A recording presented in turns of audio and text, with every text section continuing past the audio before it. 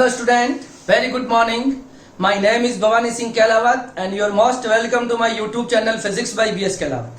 तो देखिए बच्चों, आज की जो क्लास है वो क्लास 11th फिजिक्स के बारे में है और आपको पता है 11th क्लास की फिजिक्स का इंट्रोडक्शन पर मैंने एक लेक्चर किया है, वो जो लेक्चर का सीक्वेंस था 0.1 और आज हम लेके आए हैं लेक्चर नंबर 2 विच इज 0.2 और ये इंट्रोडक्शन पार्ट सेकंड होगा। और आज की क्लास में भी हम क्या पढ़ने वाले हैं, तो आज हम सिलेबस का इंट्रोडक्शन देखेंगे कि हमारी क्लास 11th की जो फिजिक्स है उसमें कितने नंबर ऑफ यूनिट्स हैं, कितने चैप्टर्स हैं, कौन कौन सी यूनिट कितने मार्क्स की हैं और जो आपका फाइनल पेपर थ्योरी पेपर आता है वो कितने मार्क्स का होता है, आपके इंटरनल मार्क्स कितने जाते हैं और आपका प्रैक्टिकल कितने मार्क्स के होते हैं, उन सब चीजों के बारे में हम आज थोड़ा सा ब्रीफ इंट्रोडक्शन देंगे। देखो आज का जो लेक्चर है उसमें मैं आपको सारी यूनिट का नाम बताऊंगा और उसमें कितने कितने चैप्टर से उनके बारे में बात करेंगे, मगर हम उस चैप्टर के डिटेल में नहीं जा सकते अभी, क्योंकि अगर मैं अभी कुछ समझाने भी जाऊंगा तो आपको ज्यादा कुछ समझ में आएगा नहीं, क्योंकि अभी आप 10th से जस्ट 11th के अंदर स्विच हुए हो तो काफी सारी दिक्कतें रहती है। तो हम बिल्कुल इजी वे में हम फिजिक्स स्टार्ट करेंगे, बिल्कुल बेसिक एग्जाम्पल लेते हुए फिजिक्स स्टार्ट करेंगे और फिर हम धीरे धीरे हमारा लेवल हाई करेंगे, ठीक है। तो आज की क्लास है उसमें मैं आपको सिर्फ यूनिट का नेम क्या है, उसमें कितने चैप्टर्स होते हैं और उसमें हम क्या क्या पढ़ने वाले हैं, अब उसके अंदर डिटेल में हम ज्यादा बात नहीं करेंगे क्योंकि अभी ज्यादा कुछ समझ में आएगा नहीं, ठीक है। तो आपको पता होगा कि फर्स्ट लेक्चर के अंदर मैंने आपको थोड़ी बात तो हमने की थी कि 10th से 11th में आए तो आपको किन किन बातों का ध्यान में रखना है। चाहे 11th क्लास एक नॉन बोर्ड क्लास होती है मगर फिर भी आपको बहुत सीरियस होकर पढ़ाई करना है। 11th क्लास का जो सिलेबस है वो बहुत इंपॉर्टेंट होता है, क्योंकि क्लास 12th में तो हम बोर्ड की वजह से पढ़ लेते हैं मगर 11th का पार्ट हमेशा हमारा वीक रह जाता है, जो आगे जाके आपको नीट और जेई जब फाइट करते हो तब आपको दिक्कत का सामना करना पड़ता है। इसीलिए आपको अभी से अवेयर रहना है और आपको अच्छे से तैयारी करते हुए फिर आगे बढ़ना है। फिर अगर आप आगे जाके एडवांस या कुछ एक्स्ट्रा तैयारी भी करते हो उस वक्त आपको ज्यादा दिक्कत नहीं आएगी, क्लियर है। तो जो भी आपको लास्ट लेक्चर में बातें बताई उनको आपको बिल्कुल ध्यान में रखना है और जो भी बातें मैंने कही थी उसको आपको सोचना है और उसे इंप्लीमेंट करने की कोशिश करनी है, ठीक है। टाइम आपके पास भी ज्यादा नहीं है, सिलेबस बहुत बड़ा है। देखो इस साल वो कोरोना पेंडेमिक की वजह से सिलेबस में कुछ डिडक्शन होगा ऑब्वियसली, मगर ये फिजिक्स से टॉपिक इन फ्यूचर नहीं जाएंगे। हाल फिलहाल इस साल के लिए वो सिलेबस थोड़ा कम कर दिया जाएगा मगर इन फ्यूचर तो आपको सारे टॉपिक पढ़ने पड़ेंगे, ठीक है। तो मैं यहाँ पर जो पढ़ाऊंगा आपको पूरा सिलेबस पढ़ाऊंगा, आरबीएसई और सीबीएसई का कंप्लीट सिलेबस। जो भी दूसरे बोर्ड भी हैं, एमपी बोर्ड हो गया, किसी भी यूपी बोर्ड हो गया, सारे बोर्ड्स के लिए यहाँ पर क्लासेस चल रही हैं, ठीक है। पूरा फिजिक्स आपको पढ़ाई जाएगी, ठीक है। बोर्ड में ज्यादा कुछ फर्क नहीं पड़ता। कोई बच्चे पूछते हैं कि सर ये आप जो क्लासेस ले रहे हो वो किस बोर्ड के लिए, नहीं ऐसा कुछ भी नहीं होता। फिजिक्स मतलब फिजिक्स है, कोई भी बोर्ड हो कुछ भी हो, फिजिक्स चेंज नहीं होती, क्लियर है। और जो भी टॉपिक ऐसे होते हैं कि कुछ इस बोर्ड के अंदर टॉपिक है वो सीबीएसई में नहीं है या सीबीएसई में है तो हमारे नहीं है, इसमें कुछ ज्यादा फर्क नहीं होता है। हो सकता है 2 या 3% सिलेबस में अप डाउन हो सकते हैं, मगर आपको यहाँ पर पूरी फिजिक्स पढ़ाई जाएगी, ठीक है। जो टॉपिक आरबीएसई में नहीं होंगे या इस साल जो डिडक्ट हो रहे हैं वो आपको यहाँ पर पढ़ाते वक्त ही बता दिए जाएंगे और सेम फॉर द सीबीएसई वाले बच्चों को भी यहाँ बता दिया जाएगा, क्लियर है। तो आपको बने हुए रहना साथ में और पढ़ाई करते हुए रहना है। इससे जो प्रीवियस लेक्चर था, लेक्चर नंबर 0.1, उस लेक्चर में हमने थोड़ी बातें तो हमने 10th से 11th में आके हमें क्या क्या करना चाहिए उसके बारे में बात की थी और फिर हमने देखा था कि ये साइंस क्या होता है और साइंस की कितनी ब्रांचेज हैं, इनके बारे में हमने ब्रीफ इंट्रोडक्शन देखा था और ये सारे वर्ड कहाँ से आए इसके बारे में हमने थोड़ी सी बात की थी। और फिर हमने कहा था कि फिजिक्स जो है वो 2 तरह से हम फिजिक्स को हम broadly according to time 2 parts में डिवाइड कर देंगे। एक क्लासिकल फिजिक्स हो जाएगी और एक हमारी मॉडर्न फिजिक्स हो जाएगी जिसे हम क्वांटम फिजिक्स भी कहते हैं। तो क्लासिकल फिजिक्स वो है जो 1990 से पहले तक के जो फिजिक्स के कंसेप्ट है they comes into the classical physics, and जो कंसेप्ट 1990 के बाद में आए हैं सारे वो मॉडर्न फिजिक्स के पार्ट हो जाएंगे। और क्लास 11th जो है, क्लास 11th में हमको मेनली क्या पढ़ना है, हमें मैकेनिक्स पढ़ना है और मैकेनिक्स के बाद हमको थर्मोडायनेमिक्स पढ़ना है। तो 2 बड़ी ब्रांचेस है और मैकेनिक्स लगभग आपका फिजिक्स का 11th क्लास की फिजिक्स में 70% वेटेज आपका मैकेनिक्स का है। तो मैंने आपको बताया था कि मैकेनिक्स होता क्या है, तो जहां हम मोशंस की स्टडी करते हैं और मोशन कैसे आएगा, फोर्सेस से आएगा। तो force and effect of force जो होगा जब हम किसी भी बॉडी पर फोर्स एक्सर्ट करते हैं तो वो बॉडी मोशन में आ जाती है या आने की ट्राई करती है, ठीक है। तो force and effect of force, और इफेक्ट ऑफ फोर्स में क्या आ जाएगा, मोशन आ जाएगा। भाई हम किसी बॉडी पर फोर्स लगा रहे हैं तो उसका इफेक्ट या रिजल्ट क्या मिलता है आपको, वो बॉडी मोशन करने लग जाती है। तो मेनली हमारे पास यही हमको इसमें पढ़ना होता है, जिसमें हम इसमें मैकेनिक्स में 3 ब्रांचेस मेनली मानते हैं हम, स्टैटिक्स, काइनेमेटिक्स एंड डायनेमिक्स, ठीक है। स्टैटिक कौन कौन सी ब्रांचेस है, static, second one is kinematic, ठीक है। कहीं पे भी लिख देता हूं मैं यहाँ पे, देखो मेनली हम ये 3 ब्रांचेस पढ़ेंगे, स्टैटिक्स, एक हमारे पास काइनेमेटिक्स और तीसरी हमारे पास है डायनेमिक्स। क्या पढ़ते हैं हम, डायनेमिक्स। देखो यही है हमारी मैकेनिक्स में, और लगभग 70% सिलेबस हमारे ये तीनों जो ब्रांचेस हैं ये हमारे कंप्लीट कर लेंगे। स्टैटिक्स का मतलब होता है रुका हुआ, क्या कहते हैं, जो ऑब्जेक्ट रेस्ट में होते हैं उसे हम कहते हैं स्टैटिक्स। तो जब ऑब्जेक्ट रेस्ट में होगा उस वक्त उसकी स्टडी करना कहलाएगा स्टैटिक्स। क्या कहलाएगा, स्टैटिक्स कहलाएगा, ठीक है। अब बात करेंगे काइनेमेटिक्स की, तो काइनेमेटिक्स का क्या मतलब हो जाएगा, जब बॉडी मोशन में होगी तब उस बॉडी की स्टडी करना काइनेमेटिक्स के अंदर आएगा। मगर एक बात है, कॉज ऑफ मोशन, उसके बारे में हमें पता नहीं करना है। काइनेमेटिक्स में कॉज ऑफ मोशन मतलब वो मोशन किस वजह से हुआ है उससे हमें कोई लेना देना नहीं होगा। तो हमें स्टडी करनी है, study of object when object is in the motion without the cause of motion. हमें उसके मोशन का कॉज क्या है, वो मोशन किस वजह से हुआ है, ये हमें पता करने की नीड नहीं होगी। और तीसरी जो मेजर ब्रांच है वो है डायनेमिक्स। क्या है, डायनेमिक्स, जिसमें भी हम क्या करते हैं, study of object when object is in the motion with the reason cause of motion. क्या पढ़ेंगे, मतलब वो जो मोशन हो रहा है वो मोशन क्यों हो रहा है उसका भी हम स्टडी करेंगे, ठीक है। तो तीनों ब्रांचेस मैकेनिक्स की, ये तीनों वाइड ब्रांचेस हैं जिसके अंदर पूरा का पूरा सिलेबस आ जाता है, ठीक है। तो इसके बारे में हम ज्यादा भी बात नहीं करेंगे, ठीक है। अब आज की जो क्लास है, आज की क्लास में मैं आपको क्या बताने वाला हूं, तो सबसे पहले कि हमारी क्लास 11th फिजिक्स में कितने यूनिट्स हैं, कितने चैप्टर्स हैं, कौन सी यूनिट कितने कितने मार्क्स की है, और आपका जो फाइनल ईयर जो ईयरली जो पेपर आता है ना, वो पेपर आपके कितने मार्क्स का होता है, उस पेपर का पैटर्न क्या रहता है, 1 मार्क्स के क्वेश्चन कितने आते हैं, 2 मार्क्स के कितने आते हैं, 3 मार्क्स के कितने आते हैं, उस पेपर पैटर्न के बारे में सारी बात करते हैं, ठीक है। तो आज की क्लास में हम सिर्फ क्या पढ़ेंगे, पेपर पैटर्न के बारे में और सिलेबस के बारे में हम देखेंगे, और जस्ट इंट्रोडक्शन देखेंगे, उसका नाम देखेंगे और उसके अंदर क्या क्या टॉपिक आते हैं उसके बारे में बात करेंगे, ठीक है। डिटेल में हम अभी कुछ भी बात नहीं करेंगे। नेक्स्ट लेक्चर जो होगा वो हमारा जो फर्स्ट लेक्चर होगा जिसमें हम मैथमेटिकल टूल से स्टार्ट करेंगे, ठीक है। तो हम आज के लेक्चर में क्या देखते हैं, देखो सबसे पहले सिलेबस एंड मार्क्स डिस्ट्रीब्यूशन। तो देखो मैंने यहाँ पर दोनों के मार्क्स डिस्ट्रीब्यूशन लिख रखे हैं, आरबीएसई का भी लिख रखा है और सीबीएसई का भी लिख रखा है। तो थोड़ा सा जो पेपर बनता है फाइनल, है ना, फाइनली जो पेपर बनता है फाइनल, है ना, जो ईयरली पेपर जो बनता है उस पेपर पैटर्न में थोड़ा सा डिफरेंस है, दोनों के पेपर पैटर्न में कुछ डिफरेंस है। नेक्स्ट ईयर से तो सबके सेम हो जाएगा, मगर इस साल की हम बात करें तो आरबीएसई का जो फिजिक्स का जो पेपर है टोटल मार्क्स होते हैं इसमें 100। कितने मार्क्स क्या होता है, टोटल 100 मार्क्स आपके फिजिक्स का वेटेज रहता है। उसमें 56 मार्क का आपका एनुअल एग्जाम रहता है, 14 नंबर आपका इंटरनल, जितने भी आपके जो मिड टर्म्स होंगे उस मिड टर्म का जो एवरेज जाता है वो 14 मार्क्स का जाता है। तो 56 प्लस 14 कितना हो जाएगा, 70, और 30 मार्क्स के आपके प्रैक्टिकल्स होते हैं। तो टोटल कितने नंबर हो जाएंगे, 100 मार्क्स हो जाएंगे। ये आपके 11th क्लास की 100 नंबर का डिस्ट्रीब्यूशन है फिजिक्स का। आरबीएसई की बात कर रहे हैं, सीबीएसई की बात अभी बताऊंगा, ठीक है। तो देखिए सबसे पहले आरबीएसई का जो सिलेबस है उसके अंदर टोटल यूनिट जो है वो 10 यूनिट्स है। कितने यूनिट है फिजिक्स में, 10 यूनिट्स है। और चैप्टर्स कितने, उन 10 यूनिट्स को हमने 14 चैप्टर में डिवाइड कर रखा है। 14 चैप्टर है, 14 चैप्टर है, क्लियर है।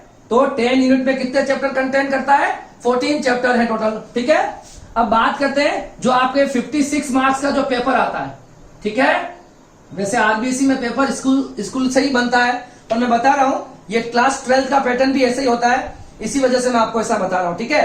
तो 56 मार्क्स का जो होता है वो आपका ईयरली पेपर होता है, ठीक है। अब उसमें सबसे पहले क्वेश्चंस का टाइप क्या रहता है और कितने क्वेश्चंस आते हैं, उन क्वेश्चंस के मार्क्स कितने होते हैं, और लास्ट में टोटल मार्क्स कितने होते हैं, ठीक है, ये बात कर लेते हैं। सबसे पहले वेरी शॉर्ट क्वेश्चंस आते हैं, मतलब वन वर्ड या वन लाइन वाले, ठीक है, वन वर्ड या फिर वन लाइन क्वेश्चन आंसर जो आते हैं उसके बारे में। तो टोटल 13 क्वेश्चन आते हैं। कितने आते हैं? 13 क्वेश्चन आते हैं 1 मार्क्स का, और टोटल मार्क्स हो जाएगा 13।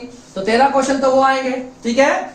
उसके बाद शॉर्ट क्वेश्चन आंसर, ठीक है, मतलब शॉर्ट क्वेश्चन आंसर का मतलब वो 3 to 4 लाइन के अंदर जो आपको आंसर लिखना होता है। उसके टोटल 11 क्वेश्चन आते हैं और वो 2 मार्क्स का होता है। तो 11 इंटू 2 कितना हो जाएगा? 22 हो जाएगा, ठीक है। तो 13 क्वेश्चन तो 1 मार्क्स के और 11 क्वेश्चन 2 मार्क्स के। अब बात करेंगे हम लॉन्ग क्वेश्चन आंसर के 2 टाइप है, एक 3 मार्क्स का भी आता है लॉन्ग क्वेश्चन, एक 4 मार्क्स का भी आता है। तो 3 मार्क्स के 3 क्वेश्चन आते हैं और 4 मार्क्स के भी 3 क्वेश्चन आते हैं। ये 9 और ये 12, इन सबको हम ऐड करेंगे तो टोटल आ जाएगा 56। कितना आ जाएगा? 56। और 56 और 14 नंबर आपके मिड टर्म के इंटरनल के नंबर जाते हैं। कितना हो गया? 70। और 30 मार्क्स का आपका प्रैक्टिकल, और ये हो गए आपके 100 मार्क्स। तो ये आपका फाइनल पेपर जो आता है, मतलब कितने क्वेश्चन आते हैं देखो, 13 + 11 + 3 + 3, तो टोटल नंबर ऑफ क्वेश्चन आता है 30। 30 क्वेश्चन आएंगे आपके पेपर में, जिसमें एक मार्क्स का टोटल 13 क्वेश्चन होंगे, 2 मार्क्स के 11 क्वेश्चन होंगे, 3 मार्क्स के 3 क्वेश्चन और 4 मार्क्स के भी 3 क्वेश्चन। तो ये हमारा 56 मार्क्स का पेपर आता है फाइनल, किसमें? आरबीएसई के अंदर, ठीक है। अब बहुत सारे बच्चे सीबीएसई के लिए भी है, तो उनको भी बता देता हूं मैं। सिलेबस तो सेम है, फिजिक्स सब कुछ सेम है, सिर्फ पेपर पैटर्न अलग है, तो उसके बारे में बात कर लेते हैं। अब देखिए सीबीएसई के अंदर जो पेपर पैटर्न है, टोटल जो नंबर ऑफ क्वेश्चन आते हैं पेपर में 37 क्वेश्चन आते हैं। कितने आते हैं? 37। और जिसमें आपका 70 मार्क्स का पेपर आता है और 30 मार्क्स का आपका प्रैक्टिकल है, और टोटल कितने हो जाएंगे? 100 मार्क्स का। इसमें इंटरनल मार्क्स नहीं होते, मिड टर्म वाले मार्क्स इसमें नहीं होते। तो 70 मार्क्स का तो पेपर हो जाएगा जो आपका ईयरली पेपर आता है, और ये आपका क्या हो जाएगा? प्रैक्टिकल हो जाएगा। तो टोटल कितने मार्क्स का पेपर हो गया? 100 मार्क्स टोटल हो गए फिजिक्स के। अब बात करते हैं कि जो पेपर पैटर्न जो है, ठीक है। तो सबसे पहले जो सीबीएसई फिजिक्स है उसमें टोटल यूनिट तो है 10। कितनी है? 10। और टोटल नंबर ऑफ चैप्टर जो है वो 15 है। कितने हैं? 15 चैप्टर्स है। सीबीएसई की बात कर रहा हूं, ठीक है।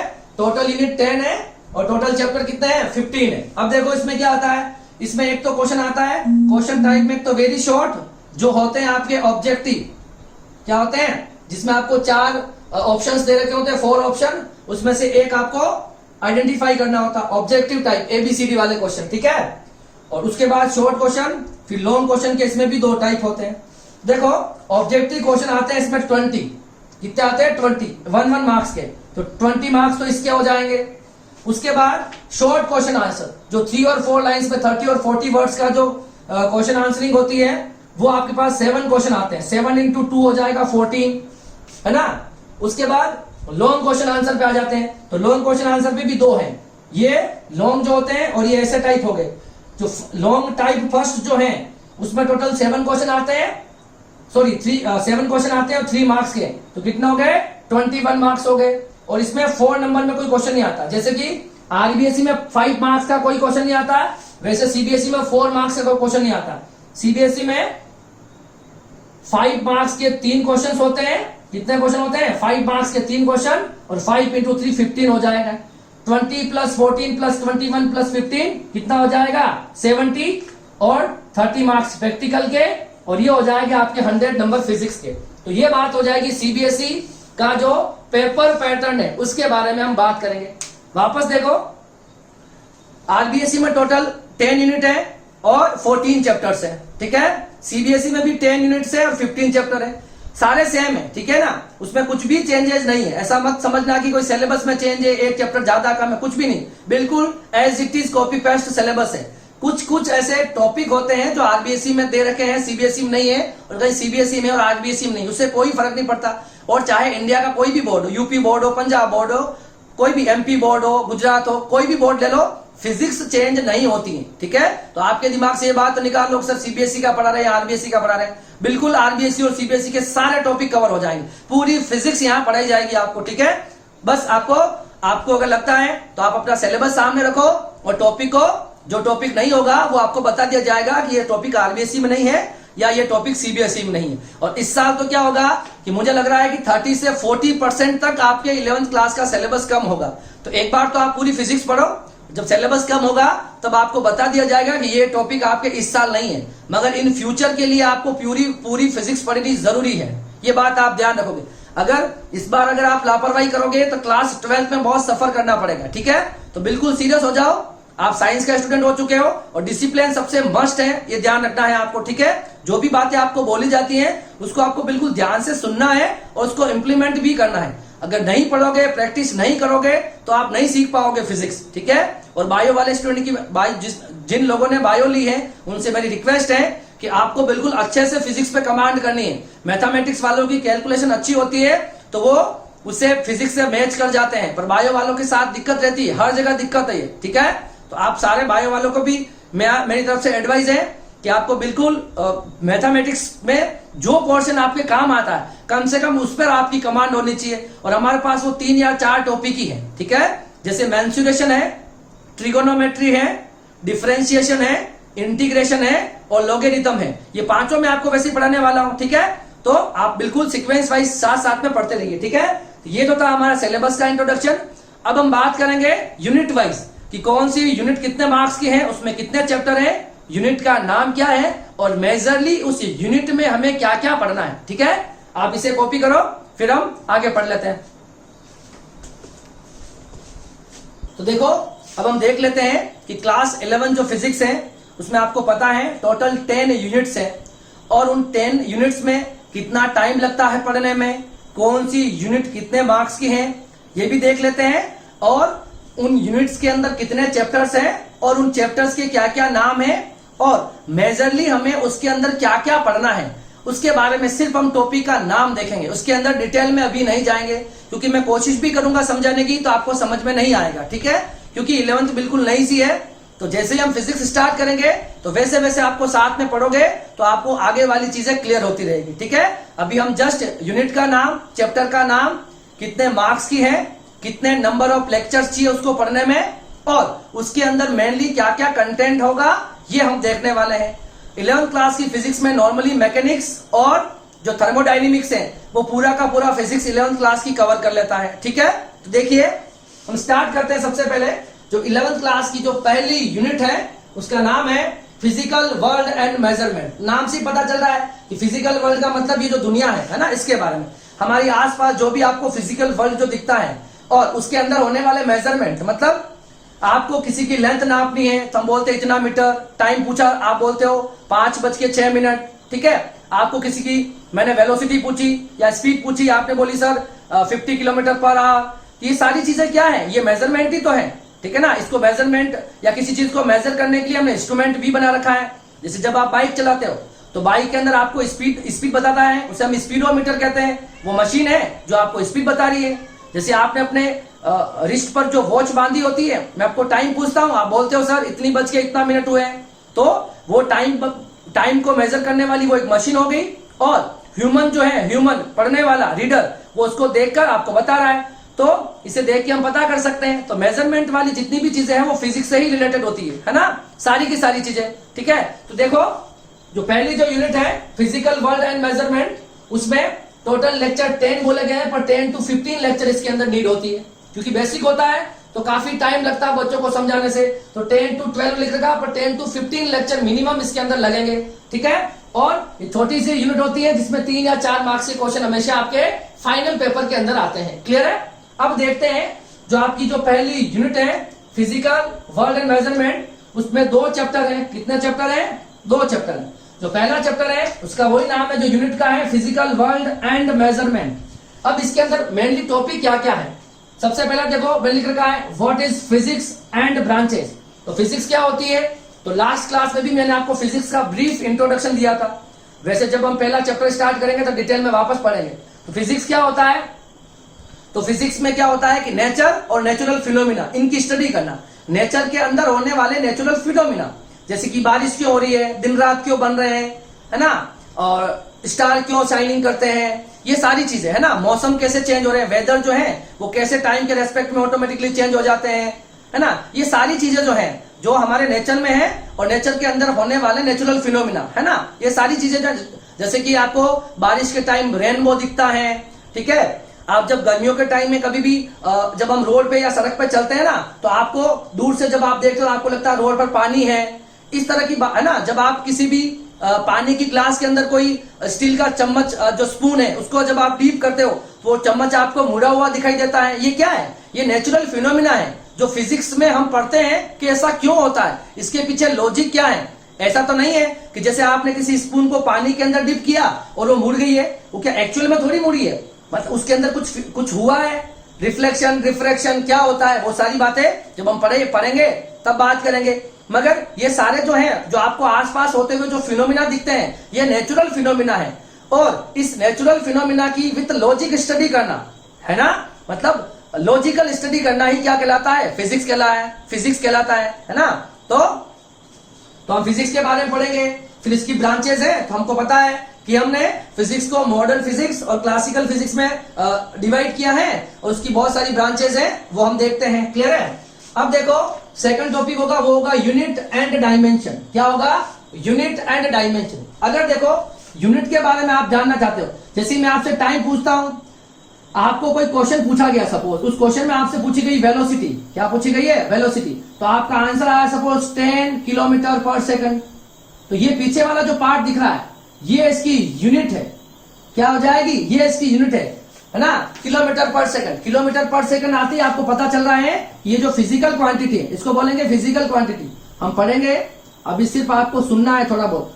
तो जैसे मैं बोलूं, चलो मीटर पर सेकंड, मैं बोलता हूं मीटर पर सेकंड किसकी यूनिट है, तो आपके दिमाग में क्लिक कर जाएगा कि ये किसकी बात कर रहे हैं सर? वेलोसिटी की बात कर रहे हैं। तो हम क्या कर सकते हैं? यूनिट से हम क्या कर सकते हैं? फिजिकल क्वांटिटी को आइडेंटिफाई कर सकते हैं। क्या कर सकते हैं? यूनिट से ही आपकी क्वांटिटी डिफाइन होती है। जैसे मैं लिखता हूं, मैंने इस रूम है, सपोज ये रूम है, इस रूम के अंदर मैंने आपको कहा है कि इस रूम का टेम्परेचर कितना है। आपने आंसर में लिख दिया 5। कितना लिख दिया? सपोज आंसर आ रहा है 25 और आपने लिख दिया सर 25 है। अब अगर कॉपी के अंदर 25 लिखा गया है तो आप उसको क्लेम नहीं कर सकते हो कि ये 25 क्या है। मैं बोल रहा हूं डिजिट है, 25 लीटर है, 25 मीटर पर सेकंड है, 20 सेकंड है। अगर आप इसके पीछे लिखते हो डिग्री सेंटीग्रेड, क्या लिखते हो? Degree centigrade. इस यूनिट के आते ही ये डिग्री सेंटीग्रेड क्या हो जाएगी? यूनिट। और इसकी यूनिट के आते ही पता चल गया ये 25 जो है ये क्या है? टेम्परेचर है। क्या है? टेम्परेचर है। तो आपकी जो यूनिट होगी वो आपकी क्वांटिटी को डिफाइन करेगी। जैसे मैं बोलता हूं 5 सेकंड, तो मैं किसकी बात कर रहा हूं? जैसे ही मैंने सेकंड यूज किया, क्या यूज किया? Second, 5 second. तो आपको पता चल गया कि सर किसकी बात कर रहे हैं? टाइम की बात कर रहे हैं, क्योंकि सेकंड जो होती है वो किसकी यूनिट है? वो टाइम की यूनिट है। तो आपकी यूनिट जो होगी वो आपको उस क्वांटिटी को डिफाइन करने में यूज आएगी। ठीक है? और फिर डायमेंशंस क्या होगा? जो हम क्वांटिटीज पढ़ते हैं, जैसे कि MLT, है ना, ये जैसे कि हमारे पास मास होता है, ये लेंथ होता है और ये हमारे पास टाइम है। तो इसके पावर में जो XYZ आएगा ये इनकी डायमेंशन है। हम कह देंगे कि भाई M के ऊपर ये डायमेंशनल फॉर्मूला बनेगा। देखो आगे हम पढ़ेंगे, जैसे कि जो आपकी क्वांटिटीज होती ना, जैसे M है, मास होता है, लेंथ एक क्वांटिटी है, टाइम है, ये आपकी फिजिकल क्वांटिटीज के अंदर आ जाएगी। इन फिजिकल क्वांटिटी के ऊपर जो आपको XYZ दिख रही है, ये पावर क्या दिख रही है? Raised in power. इस पावर में जो भी आपको दिख रहा है यही कहलाती है इनकी डायमेंशन। क्या कहलाती है? डायमेंशन। मतलब मैं लिखता हूं अगर M की पावर 1 L2 T2, तो आपको क्या बोलना पड़ेगा कि मास की जो डायमेंशन है वो 1 है, लेंथ की डायमेंशन 2 है और टाइम की डायमेंशन 2 है। इस तरह से हम डायमेंशन के बारे में भी पढ़ेंगे। एक्यूरेसी और एरर के बारे में समझते हो, अगर रिजल्ट जो है वो एग्जैक्ट जो आना चाहिए वही आता है, मतलब एक्यूरेसी है, एक्यूरेट रिजल्ट। मैंने आपको टाइम पूछा है तो एग्जैक्ट टाइम अगर आप बता पा रहे हो विद इन माइक्रो सेकंड, है ना, कि इतनी बज के इतने मिनट और इतने माइक्रो सेकंड सर हुए, तो उसको कहेंगे एक्यूरेसी। ठीक है? एक्यूरेसी मतलब जो करेक्ट रिजल्ट है उसके पास जितना रिजल्ट होगा। देखो जैसे ये हमारा रिजल्ट यहाँ आना चाहिए, इसके पास में जितना रिजल्ट आएगा वो उतना ज्यादा एक्यूरेट हो जाएगा। नाम से ही पता चल रहा है कि जो आपकी ट्रू वैल्यू के जितने पास रिजल्ट आएगा वो रिजल्ट आपका उतना एक्यूरेट कहलाएगा। क्लियर है? एरर का मतलब जब हम कोई भी कैलकुलेशन करेंगे या कोई भी हम मेजरमेंट करेंगे उसमें एरर आ जाती है। ठीक है? तो एरर हमेशा, चाहे आप दो क्वांटिटी को ऐड करोगे, चाहे दो क्वांटिटी को माइनस करोगे, चाहे दो क्वांटिटी का डिवाइड करोगे, चाहे दो क्वांटिटी का लॉग लोगे, कुछ भी करोगे, एरर हमेशा ऐड होती है। जैसे कह रहा हूं इसमें 5 एरर है, इसमें 5 एरर है, दोनों को मैं माइनस करूंगा तो एरर कभी भी माइनस नहीं होगी। इन दोनों को मिलाने पर भी, सपोज दोनों को मैं मिला लूं तो 5 और 5 एरर 10 होगी, दोनों को माइनस करूंगा तो इनके मैग्नीट्यूड तो माइनस हो जाएंगे, मगर एरर हमेशा ऐड होती है। समझ में आ रहा है एरर क्या होता है, सब सारी बातें करेंगे। अभी सिर्फ मैं नाम बता रहा हूं, ठीक है, आपको ज्यादा अभी कुछ समझ में आएगा नहीं, तो हम एक्यूरेसी और एरर के बारे में बात करेंगे। फिर जो सिग्निफिकेंट फिगर होते हैं, सिग्निफिकेंट फिगर या सिग्निफिकेंट नंबर, कभी आपने सुने हो कोई भी, अगर जैसे यहां लिख रखा 1.4.21, इसमें कितने सिग्निफिकेंट फिगर है, तो 4 सिग्निफिकेंट फिगर है।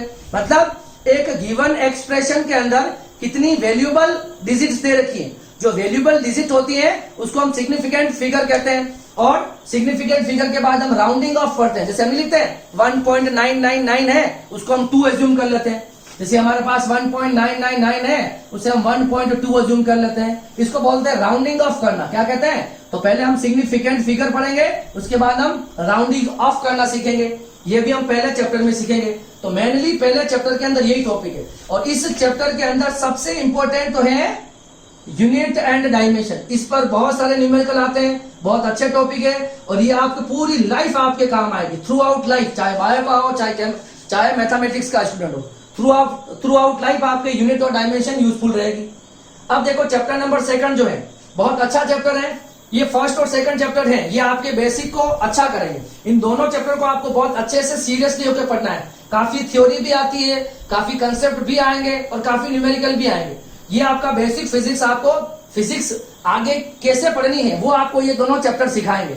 सेकंड चैप्टर जो है उसमें हम स्केलर और वेक्टर क्वांटिटी के बारे में पढ़ेंगे। स्केलर के बारे में आपको पता है, वो क्वांटिटी जिसका मैग्नीट्यूड होता है और डायरेक्शन नहीं होती है, वो आपकी स्केलर क्वांटिटी कहलाती है। क्या कहलाती है, वो क्वांटिटी जिनकी क्या होती है, जिनके पास मैग्नीट्यूड तो होता है पर डायरेक्शन नहीं होता। मेरी बात सुनो, मैं आपको एक बोलता हूं, जैसे कि क्या है स्केलर क्वांटिटी और वेक्टर क्वांटिटी क्या होती है, दोनों का एग्जांपल देखो। इसमें तो सिर्फ मैग्नीट्यूड होता है, और इसका मैग्नीट्यूड भी होता है और डायरेक्शन भी होती है। ये दोनों प्रॉपर्टी इसके पास होती है, इसके पास मैग्नीट्यूड होता है। एग्जांपल सुनो, एक रूम है, इस रूम के अंदर मैं आपको बोलूं इसके अंदर का टेम्परेचर बताओ, तो आपने बोला सर 25 डिग्री सेंटीग्रेड। ओके, ये 25 डिग्री सेंटीग्रेड इसका मैग्नीट्यूड है।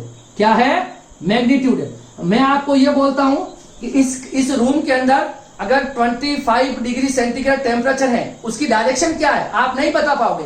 इसका मतलब भाई टेम्परेचर किस डायरेक्शन में लग रहा है क्या पता आपको, नहीं बता सकते हो। इसका मतलब टेम्परेचर जो हो जाएगा वो एक स्केलर क्वांटिटी हो जाएगी। इसी तरह से देखो वेक्टर का एक एग्जांपल, मैं ये बॉक्स है, इस बॉक्स में मैं इधर फोर्स लगाता हूं F = ma। अब देखो मैंने 5 न्यूटन का इस बॉक्स पर फोर्स लगाया, ये बॉक्स इधर चला गया, ठीक है, मानो ये ईस्ट डायरेक्शन में चला गया, तो ये 5 न्यूटन फोर्स लगाने से ये बॉक्स ईस्ट में चला गया है, तो 5 न्यूटन तो हो जाएगा मैग्नीट्यूड। क्या हो जाएगा, मैग्नीट्यूड, और ये ईस्ट में गया मतलब ये डायरेक्शन। तो मतलब इस वाली क्वांटिटी में मैग्नीट्यूड भी बता पा रहे हो और डायरेक्शन भी बता पा रहे हो। इसका मतलब जो फोर्स होता है, फोर्स वो एक वेक्टर क्वांटिटी है। फोर्स क्या है, एक वेक्टर क्वांटिटी है। समझ में आ रहा है, मतलब जिन क्वांटिटी में सिर्फ आप मैग्नीट्यूड ही बता पाओ वो स्केलर हो जाएगी, और जिस क्वांटिटी में आप मैग्नीट्यूड और डायरेक्शन दोनों बता पाते हो तो वो आपकी वेक्टर क्वांटिटी हो जाएगी। ठीक है, तो सबसे पहले हम स्केलर और वेक्टर पढ़ेंगे। और ये जो वेक्टर जो है ये बहुत इंपॉर्टेंट होने वाला है आपका। स्केलर तो कुछ होता नहीं है, सबकी मैग्नीट्यूड तो सबका होता है दुनिया में, और जिस क्वांटिटी के पास मैग्नीट्यूड के अलावा डायरेक्शन की प्रॉपर्टी भी आ जाएगी तो वो वेक्टर क्वांटिटी बन जाएगी। तो ये वेक्टर क्वांटिटी जो है इसका बहुत बड़ा रोल है। इसमें आपको क्या पढ़ना होगा, प्रोडक्ट, वेक्टर के टाइप पढ़ने होंगे। इसमें आपका डॉट प्रोडक्ट होगा, वेक्टर प्रोडक्ट होते हैं 2 टाइप्स के, डॉट प्रोडक्ट होगा, क्रॉस प्रोडक्ट होगा, ये बहुत इंपॉर्टेंट है। ठीक है, और इसके पूरे के पूरे टाइप। ठीक है, वेक्टर प्रोडक्ट और क्रॉस प्रोडक्ट, मतलब वेक्टर को पढ़ेंगे हम पहले, वेक्टर के टाइप्स को पढ़ेंगे, फिर डॉट प्रोडक्ट हो गया, क्रॉस प्रोडक्ट हो गया, क्या होता है, उस पर कितने कितने केसेस बनते हैं, और इस पर ढेर सारे न्यूमेरिकल। तो ये हम क्या पढ़ेंगे, स्केलर और वेक्टर क्वांटिटीज के बारे में अच्छे से पढ़ेंगे। ठीक है, उसके बाद देखो ये तीनों टॉपिक मैं आपको वैसे ही पहले पढ़ाने वाला हूं, जो मैंने आपको प्रॉमिस किया था कि कल नेक्स्ट जो क्लास होगी वो हम कहां से स्टार्ट करेंगे, डिफरेंशिएशन से स्टार्ट करेंगे। तो ये ऐसे पार्ट हैं जो बायो वाले स्टूडेंट हमेशा सफर करते हैं। एक तो आपको डिफरेंशियल कैलकुलस, एक इंटीग्रल कैलकुलस, एक है लोगेरिथम, मतलब लॉग और एंटीलॉग कैसे लेते हैं। तो लॉग और एंटीलॉग की फिर भी एक लिमिट है, समझा जा सकता है। लॉग एंटीलॉग लेने के लिए आजकल आपको वो टेबल की नीड होगी और टेबल एग्जाम में आती नहीं है, तो लॉग एंटीलॉग का तो यूज बहुत कम होता है। मगर ये दोनों तो आपका बहुत अच्छा होना चाहिए अगर आपको फिजिक्स से जुड़े हुए रहना है। डिफरेंशिएशन और इंटीग्रेशन बहुत इंपॉर्टेंट पार्ट है फिजिक्स के, इसके बगैर फिजिक्स पढ़ी ही नहीं जा सकती, ठीक है। मैं ऐसा नहीं कह रहा हूं कि आपको डिफरेंशिएशन और इंटीग्रेशन मैथमेटिक्स लेवल तक पढ़नी है। मैं आपको सिंपल ये बोल रहा हूं कि अगर आपके सामने डिफरेंशिएशन या इंटीग्रेशन की कोई इक्वेशन आती है तो आपको उसको सॉल्व करना आना चाहिए, ठीक है। तो डिफरेंशिएशन तो देखो D by D x of, यहाँ पे कुछ भी होगा, जैसे D by D of x square, देखो ये होता है डिफरेंशिएशन का मतलब डी बाई डी एक्स, और यहाँ पर जो भी लिखा होगा उसका हम डिफरेंशिएशन का रिजल्ट यहाँ पर आएगा, है ना। कोई भी एक क्वांटिटी किसी और के रेस्पेक्ट में चेंज हो रही हो, है ना, रेट ऑफ चेंज क्या होगा, rate of change. Rate of change जो है यही आपका डिफरेंशिएशन है, मतलब ऐसी क्वांटिटी जो किसी के और के रेस्पेक्ट में चेंज होती है। जैसे कि देखो मेरी बात सुनो, मैं कह रहा हूं यहां से यहां की डिस्टेंस है x, ठीक है, यहां से यहां जाने के लिए टाइम लगता है t, तो v क्या हो जाएगा, कितने टाइम है, dx अपॉन dt। मान लो यहां से यहां की डिस्टेंस है dx, टाइम लगा है dt, तो वेलोसिटी का फॉर्मूला क्या होता है, वेलोसिटी का डिस्टेंस अपॉन टाइम, तो dx देखो, तो यहां v क्या है, देखो अलग कर लो, d by dt of x। इसके जैसा दिख रहा नहीं दिख रहा, देखो ये फॉर्मूला, इसमें क्या मतलब हो गया, rate of change of position with respect to time. ये हो गया x का मतलब पोजीशन, t का मतलब टाइम। इसको कैसे पढ़ा जाएगा, rate of change of position. Rate of change of का मतलब ये, पोजीशन का मतलब ये, तो rate of change of position आपको क्या बताएगी, वेलोसिटी बताएगी। क्या बताएगी, वेलोसिटी बताएगी। तो ये आपका डिफरेंशिएशन हो जाएगा। डिफरेंशिएशन में आपको ये वाला दिखेगा, ऐसा कुछ भी दिखता है, यहाँ पे कुछ भी वैल्यू हो, साइन हो, कोस हो, एक्स स्क्वायर हो, मतलब डी बाई डी एक्स का मतलब डिफरेंशिएशन करना है, और बीच में जो क्वांटिटी लिख रखी होगी उसका डिफरेंशिएशन करना है, ठीक है। तो ये हो जाएगा आपके पास डिफरेंशिएशन। और डिफरेंशिएशन के जस्ट रिवर्स होता है इंटीग्रेशन, और इंटीग्रेशन का सिंबल ऐसा हो जाएगा, यहाँ पे कुछ भी क्वांटिटी, यहाँ पर जैसे कि x equal to 1, x equal to 2, ये हो जाएगी आपकी लिमिट, और ये आपका इंटीग्रेशन का सिंबल होगा। यहाँ पर जो भी क्वांटिटी दे रखी होगी उसका हमें इंटीग्रेशन करना होगा, ठीक है। हम पढ़ाएंगे बहुत डिटेल में, पहले फॉर्मूला पढ़ेंगे, थ्योरी पढ़ेंगे, फॉर्मूला पढ़ेंगे, फिर क्वेश्चंस करेंगे, ठीक है। और लॉग और एंटीलॉग कैसे लेते हैं, जब आएगा तब आपको बता दिया जाएगा कि लॉग और एंटीलॉग का क्या मतलब होता है, डेफिनेशन कैसे आती है और कैसे हम लॉग और एंटीलॉग को ले सकते हैं, ठीक है। तो ये जो आपकी पहली यूनिट है उसके बारे में मैंने आपको ब्रीफ इंट्रोडक्शन दिया है, अभी ज्यादा हम इसके बारे में कुछ नहीं पढ़ रहे, ठीक है। अब देखो जो आपका यूनिट नंबर सेकंड जो है उसका है नेम जो है वो है काइनेमेटिक्स। क्या नाम है, काइनेमेटिक्स। ये भी आपके 10 to 15 लेक्चर की यूनिट है और 10 मार्क्स की यूनिट है। इसका बहुत वेटेज रहता है फिजिक्स में, मतलब कहते हैं कि मैकेनिक्स का पहला पार्ट यहीं से है, ये आपकी मैकेनिक्स यहीं से स्टार्ट हो रही है। मैकेनिक्स की जो ब्रांच है स्टैटिक्स के अलावा सेकंड वाली ब्रांच वो यही ब्रांच है। हमको पता है कि 11th क्लास में मेजर पार्ट मैकेनिक्स का पढ़ते हैं, और मैकेनिक्स स्टार्ट होती है काइनेमेटिक्स से। कितने होती है, काइनेमेटिक्स से। तो इसके अंदर सिर्फ एक ही चैप्टर है, उसका नेम क्या है, motion in straight line and plan. किसी भी ऑब्जेक्ट का मोशन, है ना। काइनेमेटिक में क्या होता है, हम ऑब्जेक्ट के मोशन के बारे में स्टडी करते हैं। वो ऑब्जेक्ट होता मोशन में है, मगर वो मोशन क्यों हो रहा है इसका हमें कोई लेना देना नहीं है ना। हमें कोज पता नहीं करना है कि वो मोशन क्यों हो रहा है, मगर उस मोशन की स्टडी करनी है। प्लेन का मतलब, लाइन का मतलब किसी लाइन के अलोंग कोई मोशन हो। एक जैसे कि मेरे पास यहाँ पे मार्कर है, कोई मोशन, कोई इंसेक्ट है, यहाँ से यहाँ तक वो इंसेक्ट मूव कर रहा है, तो ये हो जाएगा लाइन वाला मोशन, ठीक है। और यहाँ पे मैं कोई कर्व बना दूं, कोई कर्व बना दूं, उस कर्व पे कोई मोशन, उसको हम कहते हैं किसी प्लान पे मोशन। या जो व्हाइट बोर्ड है इस पर कोई इंसेक्ट इधर से उधर घूम रहा है, ये पूरा प्लेन है, इस प्लेन पर वो मूव कर रहा है, इसको बोलते हैं प्लेन मोशन, ठीक है। इसमें हम क्या क्या पढ़ेंगे, देखो बहुत अच्छी यूनिट है। फ्रेम ऑफ रेफरेंस, मतलब हम किसी भी चीज की जब फिजिक्स में स्टडी करेंगे तो फ्रेम ऑफ रेफरेंस, जैसे कि मैं मोशन में हूं तो मैं किसके रेस्पेक्ट में मोशन में हूं, मैं इस बोर्ड के रेस्पेक्ट में भी मोशन में हूं। तो ये मेरे लिए फ्रेम ऑफ रेफरेंस होगी। अभी मैं चलो अगर मैं आगे बढ़ूंगा तो मैं इस बोर्ड के रेस्पेक्ट में मैं किस में आ गया हूं, मोशन में आ गया हूं। अगर आपको कोई भी चीज डिफाइन करनी होगी तो आपको एक फ्रेम ऑफ रेफरेंस बनाना पड़ेगा, एक रेफरेंस पॉइंट लोगे तभी आप किसी चीज को डिफाइन कर पाओगे। जैसे कि मैं बोलता हूं कि आप इस व्हाइट बोर्ड की लेंथ को कैलकुलेट करो, नापो, तो आपको कहीं ना कहीं से तो नापनी पड़ेगी। अब यहां से अगर आपने मेजर करना स्टार्ट करिए तो ये आपके लिए फ्रेम ऑफ रेफरेंस हो जाएगा, क्योंकि हमने यहां से इसको नापना स्टार्ट किया। तो आपके लिए फ्रेम ऑफ रेफरेंस बहुत इंपॉर्टेंट होगा, वो हम बिल्कुल डिटेल में पढ़ेंगे जब आएगा। उसके बाद देखो बहुत सारी टर्म है।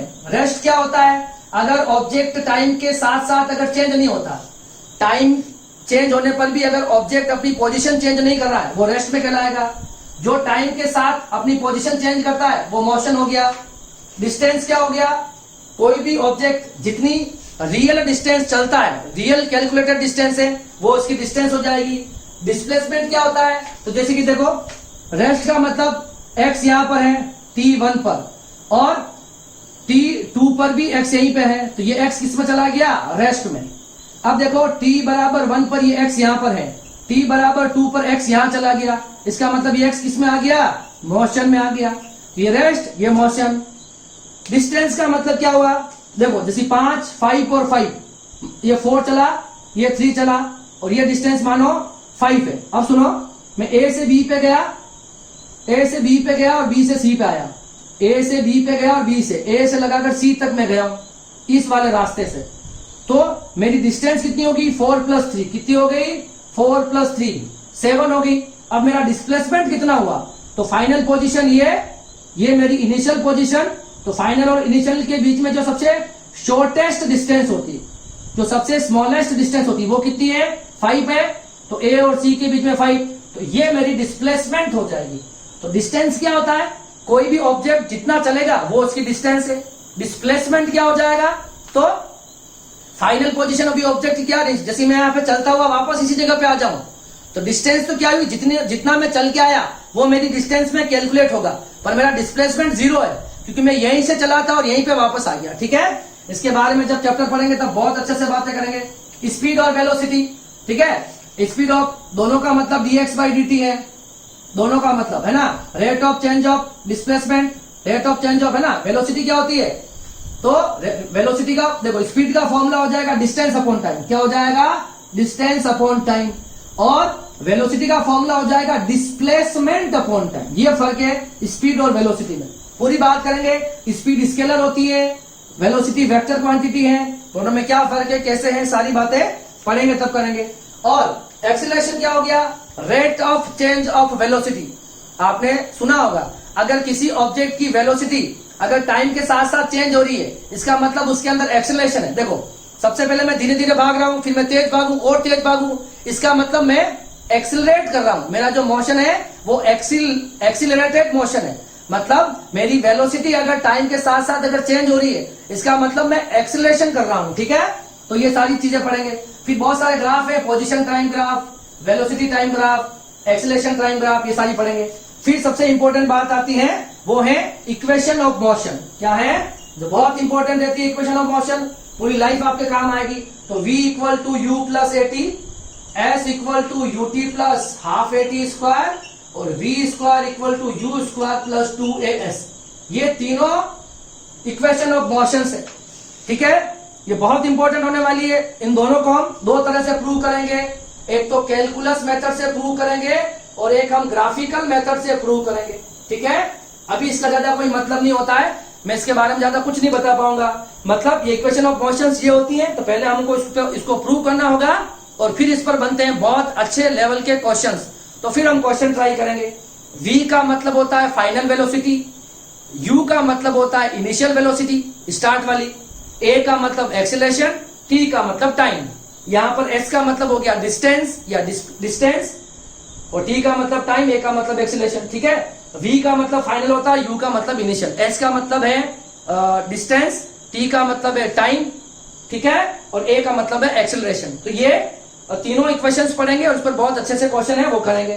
फिर हमारा जो मोशन होता है वो 1 डायमेंशनल हो सकता है। देखो यहाँ पर अगर मैं कोई थ्रेड ले लूं, कोई धागा ले लूं, उस धागे के ऊपर कोई इंसेक्ट यहाँ से वहां जाए, तो ये उसका 1 डायमेंशनल मोशन है। कौन सा? वन डायमेंशनल, वो एक ही डायमेंशन पे चल रहा है। डायमेंशन 3 होती है, एक्स एक्सिस, वाई एक्सिस और जेड एक्सिस। एक्स, वाई और जेड, ये तीनों एक्सिस एक दूसरे के परपेंडिकुलर होते हैं। ये एक्स हो गया, ये वाई हो गया और ये जेड हो गया।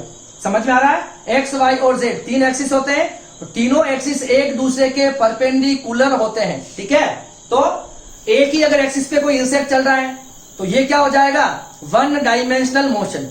कोई इंसेक्ट अगर इस बोर्ड पे है तो एक्स में भी चल रहा है, यूं चल के यूं चला जाए, एक्स में गया, वाई में गया, वापस एक्स में गया, वाई में गया, तो ये आपका 2 डायमेंशनल मोशन है। ऐसा इंसेक्ट जो इस व्हाइट बोर्ड के ऊपर अगर मूव करता है तो एक्स में भी जा रहा है और वाई में भी जा रहा है, तो ये इसका 2 डायमेंशनल मोशन है।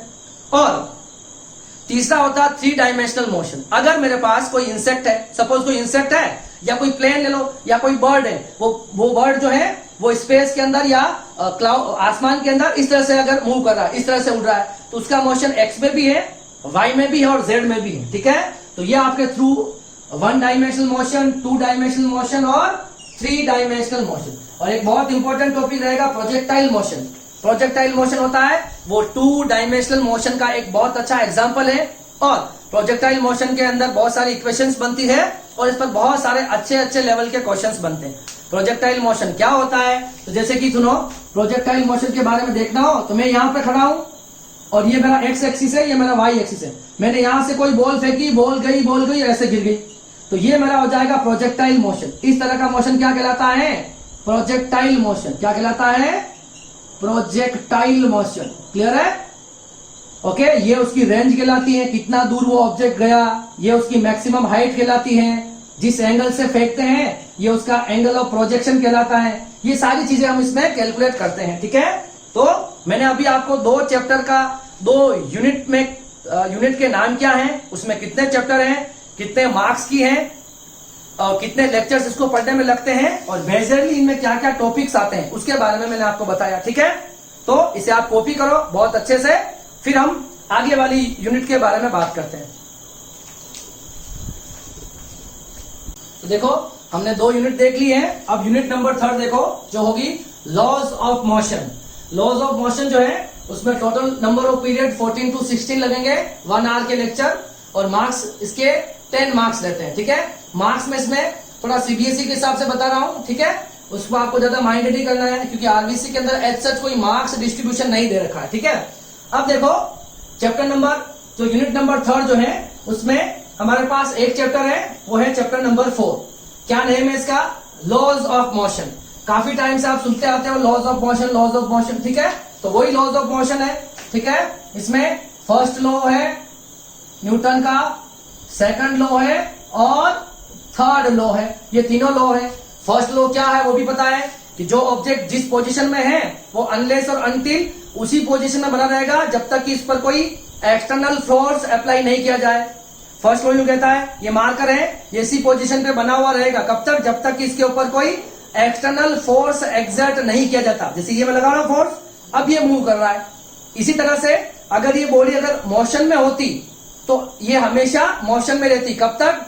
जब तक कि इसके ऊपर कोई एक्सटर्नल फोर्स एक्सर्ट नहीं करता। ठीक है, सेकंड लॉ क्या होता है? ये फोर्स के बारे में बताता है, F = dp/dt। Rate of change of momentum जो होता है, अब ज्यादा कुछ समझ में नहीं आएगा। Rate of change of momentum ये एक्सटर्नल फोर्स अप्लाइड के डायरेक्टली प्रोपोर्शनल होता है, F = dp/dt। ये सेकंड लॉ है। और थर्ड लॉ है, every action is equal and opposite reaction.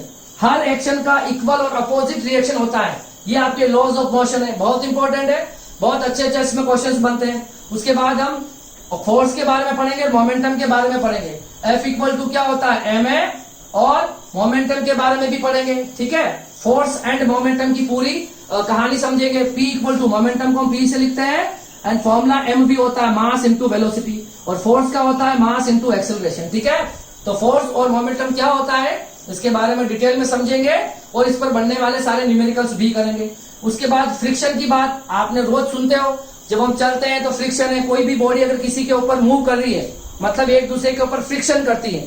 Friction होने से ऑब्जेक्ट के अंदर वियर एंड टियर, कोई भी बॉडी आपस में घसती है। जैसे कोई टायर है ना, घिसती है। जैसे कोई टायर है और टायर अगर रोड पे चल रहा है, इसका मतलब टायर और रोड के बीच में फ्रिक्शन फोर्स लग रहा है। ठीक है, तो फ्रिक्शन फोर्स के बारे में पढ़ेंगे। फ्रिक्शन भी दो तरह के हो जाएंगे, है ना। स्टैटिक फ्रिक्शन पढ़ेंगे हम, डायनेमिक फ्रिक्शन पढ़ेंगे। बहुत कंसेप्चुअल चीजें हैं, तो अभी इसके बारे में ज्यादा बात नहीं की जा सकती, ठीक है। तो जब एक बॉडी दूसरी बॉडी के कांटेक्ट में आके एक दूसरे पे रब करती है, इसको हम फ्रिक्शन कहते हैं। अब स्टैटिक क्या है, डायनेमिक क्या है, लिमिटिंग फ्रिक्शन क्या है, ठीक है। ये सारी बातें बाद में जब हम चैप्टर पढ़ेंगे तब डिस्कस करेंगे। सर्कुलर मोशन नाम से ही पता चल रहा है, अगर कोई ऑब्जेक्ट है वो इस सेंटर के अलोंग आर रेडियस पे क्या ऐसा कोई मोशन कर रहा है, ये सर्कुलर मोशन हो जाएगा। क्या हो जाएगा, जैसे कि कोई भी मोशन ले लो, जैसे कि फैन है तो फैन अपनी पोजीशन पे इस तरह से घूम रहा है, ये एक सर्कुलर मोशन है, ठीक है। ऐसे बहुत सारे एग्जांपल आप ले सकते हो सर्कुलर मोशंस के, ठीक है। एक motion of vehicle on incline plane, motion of vehicle on incline मतलब झुका हुआ, मतलब कोई ढलान होती है, ढलान के ऊपर जब आप अपना व्हीकल लेके जाते हो तो उस वक्त आपको स्पीड कितनी रखनी होती है, एंगल कैसे होता है, इंक्लाइन प्लेन पे मोशन के कंपोनेंट्स कैसे निकाले जाते हैं, वो सारी सेफेस्ट वेलोसिटी। मतलब अगर कोई इंक्लाइन प्लेन है या फिर कोई, जैसे कि हम कहीं जा रहे हैं तो अगर कहीं टर्न आता है, कि रास्ते में कहीं टर्न आता है, आपने देखा होगा, यूं जा रहे हैं हम, तो ये वाला हिस्सा थोड़ा ऊपर बनाया जाता है, इसको इंक्लाइन करा जाता है। ऐसा इंक्लाइनेशन क्यों किया जाता है, इससे क्या फायदे होते हैं, कैसे हमको सपोर्ट मिलता है कि हमारी गाड़ी नहीं फिसले या स्लिप हो, ये सारी बातें हम इसके अंदर पढ़ेंगे। Motion of a vehicle on a inclined plane. Incline का मतलब होता है झुका हुआ ना, बेंड भी कहते हैं इंक्लाइन को, BANKED, बेंड, झुका हुआ, जो किसी एंगल पर इंक्लाइन हो, झुका हुआ हो, ठीक है। तो ये हम यूनिट नंबर 3 में पढ़ेंगे, चैप्टर नंबर 4 उसके बारे में। और यूनिट नंबर जो 4 है वो है हमारे पास वर्क, एनर्जी एंड पावर। ये आप 10th में भी पढ़ते हो, वर्क, एनर्जी, पावर। तो थोड़ा सा डिटेल में इसमें रहेगा, ऑब्वियसली क्लास 11th है तो वर्क, एनर्जी और पावर के बारे में जितनी भी चीजें हैं, जो भी चीजें हैं पॉसिबल, वो इसके अंदर हमारे सिलेबस में कवर हो जाएगी। तो वर्क आप समझते हो, फोर्स इंटू डिस्प्लेसमेंट जो होता है उसे हम वर्क कहते हैं। W बराबर क्या होता है, F इंटू F.ds है, इसका formula as such FDS cos theta होता है। अब ये क्यों होता है, क्या होता है, अभी समझ में नहीं आएगा। तो वर्क क्या होता है, फोर्स इंटू डिस्प्लेसमेंट, ठीक है। कितना आपने फोर्स लगाया और फोर्स की डायरेक्शन में आपने कितना डिस्प्लेसमेंट किया, ये आपका वर्क में काउंट होगा। जैसे कि ये मार्कर है, इस मार्कर पे मैंने 5 न्यूटन फोर्स लगाया और 5 न्यूटन फोर्स लगाने से ये मार्कर 5 मीटर आगे बढ़ गया, तो मेरा वर्क हो गया 25 जूल। कितना हो गया, 25 जूल, ठीक है। उसके बाद हम एनर्जी की बात करेंगे, तो कैपेसिटी टू डूइंग वर्क, मतलब वर्क करने की जो कैपेसिटी होती है उसे हम किससे लेते हैं, एनर्जी से लेते हैं। और एनर्जी कंजर्व्ड होती है, एनर्जी कंजर्वेशन कभी सुना हो तो, एनर्जी क्या होती है, कंजर्व्ड होती है। Energy can neither be created nor be destroyed, it can only change one form of energy into the another form of energy. मतलब एनर्जी को आप न तो बना सकते हो, न ही आप एनर्जी को नष्ट कर सकते हो, एनर्जी को सिर्फ एक रूप से दूसरे रूप में बदला जा सकता है। तो एनर्जी के बारे में कंप्लीट हम इस चैप्टर में पढ़ेंगे, ठीक है। उसके बाद पावर की बात आती है, तो पावर क्या होता है, rate of doing work. Power का फॉर्मूला होता है dW/dt। देखो ये डिफरेंशिएशन जैसा लग रहा है आपको, हम पढ़ेंगे d/dt, तो dW/dt कितने वर्क है ना, rate of doing work, dW/dt कितने टाइम में कितना काम कर रहे हो, वो आपकी पावर को शो करेगा, ठीक है।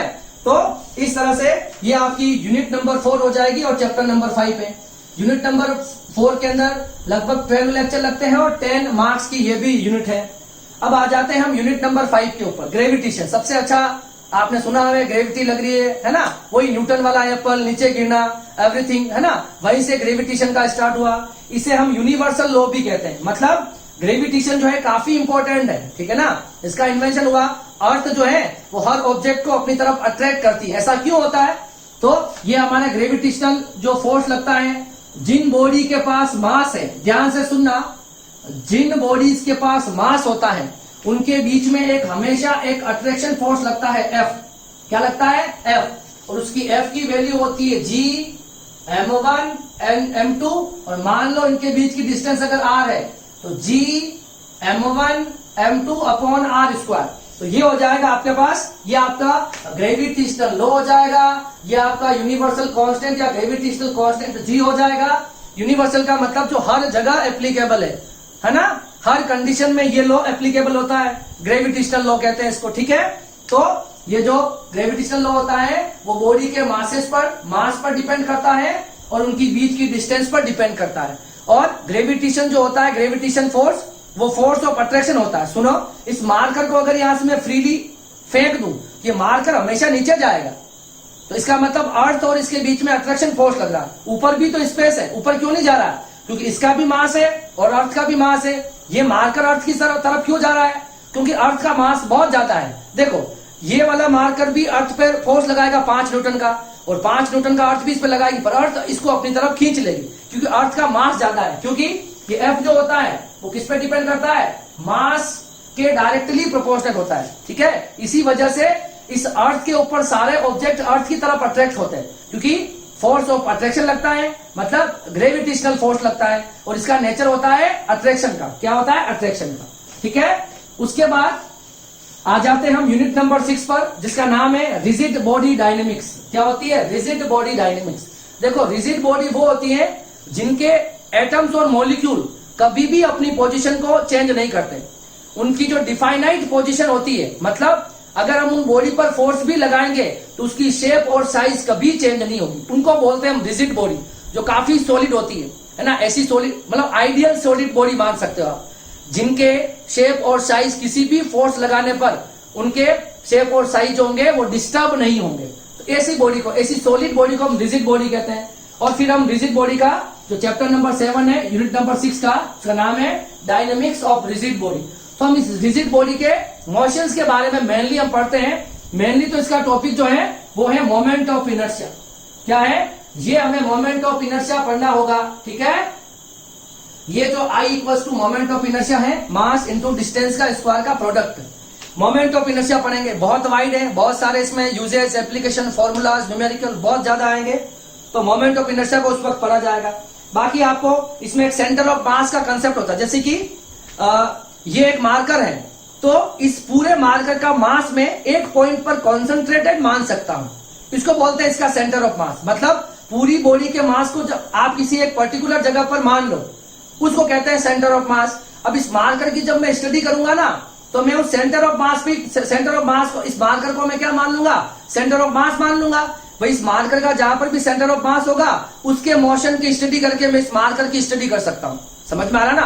तो जितनी भी बॉडीज होती है उसका अपना एक सेंटर ऑफ मास होता है। तो जब भी हम मोशन या किसी भी चीज की स्टडी करेंगे, या किसी बॉडी पर मैं फोर्स लगा रहा हूं, जैसे मैंने इस मार्कर पे फोर्स लगाया 5 न्यूटन, तो हम क्या मान लेंगे कि मैंने ये 5 न्यूटन कहां लगा दिया? जहां पर इस मार्कर का पूरा मास सेंटर्ड है, मतलब उसके सेंटर ऑफ मास पर। इसमें सेंटर ऑफ मास का कंसेप्ट पढ़ेंगे, इस पर बहुत सारे न्यूमेरिकल बनेंगे।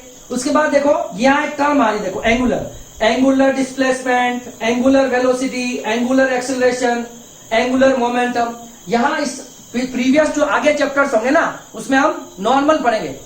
3rd चैप्टर में वेलोसिटी, डिस्प्लेसमेंट क्या होता है, डिस्टेंस क्या होती है, वेलोसिटी क्या होती है, एक्सेलरेशन क्या होता है ना, लीनियर मोमेंटम क्या होता है, ये सब हम आगे वाले चैप्टर्स में पढ़ेंगे। अब इस चैप्टर में पढ़ा जाएगा सब कुछ एंगुलर डिस्प्लेसमेंट, मतलब डिस्प्लेसमेंट ऐसा नहीं होगा। अब थीटा में डिस्प्लेसमेंट होगा, उसको बोलते हैं एंगुलर डिस्प्लेसमेंट।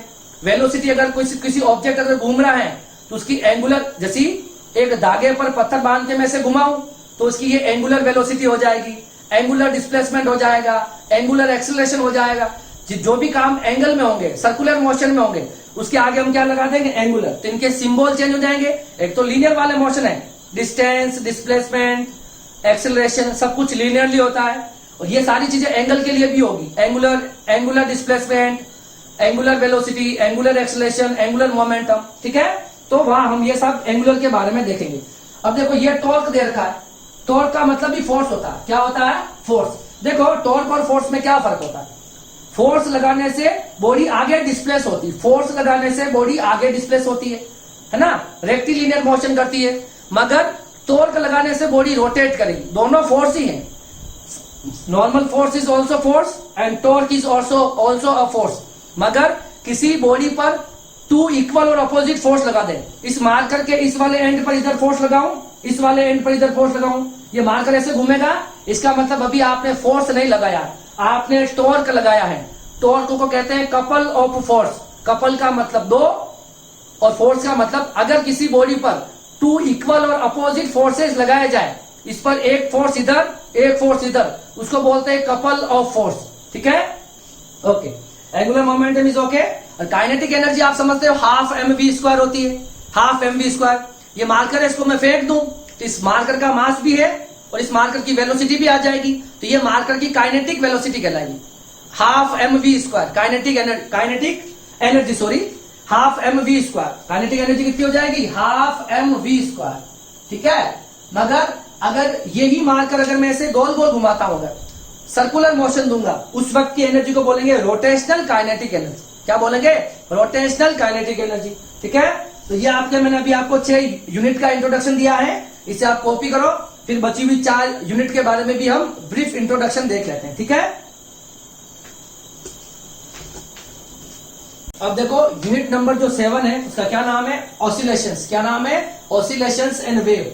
अब देखो जो ऑसिलेशंस एंड वेव है ये टोटल 26 पीरियड का एक लंबी सी यूनिट है, काफी लेंथी यूनिट है और टोटल 10 मार्क्स ये सीबीएसई के अंदर कंटेंट करती है। ठीक है। ठीक है। अब देखिए इसके अंदर टोटल 2 चैप्टर है, चैप्टर नंबर 8 और चैप्टर नंबर 9। ठीक है। अब देखिए चैप्टर नंबर 8 जो है वो उसका जो नेम है दैट इज ऑसिलेटरी मोशन। क्या है? Oscillatory motion. एक ऐसा motion repeated in a fix interval time, एक ऐसा मोशन जो फिक्स इंटरवल टाइम के बाद रिपीट हो, उसे हम क्या कहते हैं? Oscillatory motion. जैसे कि आप किसी भी स्प्रिंग या किसी थ्रेड को पकड़ के किसी स्प्रिंग को खींच लो या किसी रबर को खींच लो, उस रबर को यहां से आप स्ट्रेच करके यहां फ्री कर दो तो रबर ऊपर नीचे होगा, टू एंड फ्रो होगा, तो एक फिक्स इंटरवल टाइम के बाद वो वापस रिपीट होगा। अब हो सकता है उसके अंदर डैम्ड ऑसिलेशंस होते हैं, मतलब फ्रिक्शन की वजह से वो ऑसिलेशन धीरे धीरे उसका जो एम्पलीट्यूड होता है वो कम हो जाता है। मगर अगर फ्रिक्शन या ऐसा कुछ भी नहीं होगा तो उसका जो एक फिक्स इंटरवल और टाइम के बाद वो वापस रिपीट करता रहेगा, उसे हम क्या कहते हैं? Oscillatory motion. क्या कहते हैं? Oscillatory motion. या आपने एक धागा बांध दो, नीचे एक कुछ भी सॉलिड बॉडी को आप हैंग कर दो और उसको किसी एक्सट्रीम पोजीशन पे ले जाके फ्री कर दो, तो ये उसका एक ऐसा एक ऑसिलेशंस आ जाएगी उसके अंदर। मतलब कोई बॉडी अपनी पोजीशन पर टू एंड फ्रो करे, मतलब आगे पीछे होती रहे, इस तरह के मोशंस की बात करेंगे। और फिर हमारे पास होगा सिंपल हार्मोनिक मोशन, है ना। तो इस स्पेशल तरह का एक मोशन होगा सिंपल हार्मोनिक मोशन, इसी का एक पार्ट है हार्मोनिक मोशन का ही, जिसे हम सिंपल हार्मोनिक मोशन कहते हैं। ठीक है। तो उसके बारे में हम बात करेंगे। ठीक है। एक ऐसा पॉइंट जो एक फिक्स इंटरवल के टाइम के बाद हायर एम्पलीट्यूड पे जाता है, 0 पे आता है, हायर पे पॉजिटिव नेगेटिव, और उसी पाथ को फॉलो करते हुए चलता है, वो कहलाता है आपका सिंपल हार्मोनिक मोशन। ठीक है। अभी ज्यादा समझ में कुछ भी नहीं आ सकता है क्योंकि ये काफी कॉम्प्लिकेटेड चीजें हैं। अब बात करेंगे हम वेव मोशंस की। वेव के बारे में आपने सुन रखा होगा, तरंग जिसे हम कहते हैं वेव मोशन। तो स्टेशनरी वेव और प्रोग्रेसिव वेव। स्टेशनरी का मतलब हो गया देखो रुका हुआ, है ना, स्टैटिक वेव जो कहते हैं, और प्रोग्रेसिव मतलब मूवेबल, है ना, या चलती हुई कह सकते हैं। समझ में आ रही मेरी बात? तो स्टेशनरी वेव का मतलब क्या करो, कैसे बनाते हैं स्टेशनरी वेव? मैं दोनों हाथ से कोई भी रस्सी अपने दोनों हाथ में पकड़ लूं और बीच में इसको मैं यहां पर पुल करके मैं इसको लीव कर दूं, तो ये रस्सी अपनी ही जगह पर अप डाउन होगी। मतलब ये एनर्जी जो होगी ये अपनी ही जगह पर अप डाउन होगी। अब ये रस्सी ना तो इधर गई ना इधर गई, अपने जगह पर ही ये क्या करती रह गई? ऑसिलेशन करती रह गई। तो इसको बोलते हैं स्टेशनरी वेव। स्टेशनरी वेव का मतलब उसमें एनर्जी अपने ही पॉइंट पर क्या करती रहती है? मूव करती रहती है। मतलब वो जो रस्सी है उसने अपने ही जगह पर वो क्या करती रही है? एम्पलीट्यूड को हाई एंड लो करती रही है ना। इसको बोलते हैं हम स्टेशनरी वेव। क्या बोलते हैं? Stationary wave. स्टेशनरी का मतलब स्टैटिक वेव, आगे नहीं बढ़ती है, वो अपनी जगह पर ही रहती है। दूसरा है प्रोग्रेसिव वेव। प्रोग्रेसिव का मतलब मूवेबल, आगे चलने वाली। आप पानी के अंदर एक पत्थर डाल दो, उससे बनने वाली वेव जो है, तो एक वेव उसी जगह रहती है, पर वेव अपनी एनर्जी ट्रांसमिट करती है और वो वेव बनते कहां तक चली जाती है? किनारे तक चली जाती है। आप किसी पानी के अंदर कोई पत्थर को अगर फेंकोगे, स्टोन फेंकोगे, तो वहां से जो वेव बनती है वो प्रोग्रेसिव वेव का एग्जाम्पल है। उसमें क्या होता है? देखो वो पानी कभी भी ये मत समझो कि पानी यहां से किनारे पे चला जाएगा, पानी वही रहता है, मगर यहाँ वाले पानी के पास जो एनर्जी आती है वो पास वाले पानी के मॉलिक्यूल्स को देगा, वो पास वाला दूसरे वाले को। इस तरह से ये एनर्जी ट्रांसमिट होते हुए वो वेव्स आपको कहां तक जाती हुई दिखाई देती है? जहां पर भी आप पत्थर डालोगे वहां से लगाकर किनारे तक। तो ये दोनों वेव्स होगी, इसकी इक्वेशंस पढ़नी है, बहुत अच्छी है। उसके बाद दोनों मेन टॉपिक है, लॉन्गिट्यूडनल वेव और ट्रांसवर्स वेव। देखो लॉन्गिट्यूडनल वेव होती है जैसे कोई वेव इधर आगे बढ़ रही है, वेव का जो डिस्प्लेसमेंट है इधर है, और इसका जो मोशन होगा वो डिस्प्लेसमेंट की डायरेक्शन में ही होगा, इसके जो मोशंस होगा वो डिस्प्लेसमेंट के डायरेक्शन में ही हो गया। ठीक है, मतलब ये जो लॉन्गिट्यूडनल वेव है, ठीक है, इसमें वेव आगे बढ़ती है तो इसमें बनते हैं, जैसे कि पहले ये थोड़ी यहाँ पर कंप्रेस होगी, फिर ऐसी हो जाएगी, फिर वापस यहाँ कंप्रेस होगी, फिर ऐसी हो जाएगी। तो लॉन्गिट्यूडनल वेव के अंदर कंप्रेशन क्या क्या बनते हैं, कंप्रेशन जो जहां पर ये पास पास में दिखते हैं आपको मोशन, जहां दूर दूर दिखते हैं वो कहलाते हैं रेयर फ्रैक्शन। क्या कहलाते हैं, रेयर फ्रैक्शन। मतलब इसकी जो एनर्जी होती है वो ट्रांसमिशन या उसकी एनर्जी ट्रांसमिशन के अलोंग ही होती है, और इसके अंदर कंप्रेशन और रेयर फ्रैक्शन बनते हैं। अगर आपने ऐसा कोई टॉय देखा हो जो प्लास्टिक का बना हुआ होता है, बहुत सारे ऐसी रिंग्स आती है, अब आपको ऐसा करो उसको ऐसा मूव करके छोड़ दो तो वो रिंग आगे पीछे होगी, इसका मतलब जहां पर पास पास होगी दैट इज कंप्रेशन, और जहां पर वो दूर दूर होगी वो रेयर फ्रैक्शन कहलाता है। तो बहुत ठीक है, तो ये कहलाती है आपकी progressive longitudinal wave. Transverse wave में कुछ ऐसा होता है, वेव्स अगर ऐसे आगे बढ़ती है तो वेव जहां पर उसकी एनर्जी ट्रांसमिट कर रही है उसके परपेंडिकुलर मूव करती।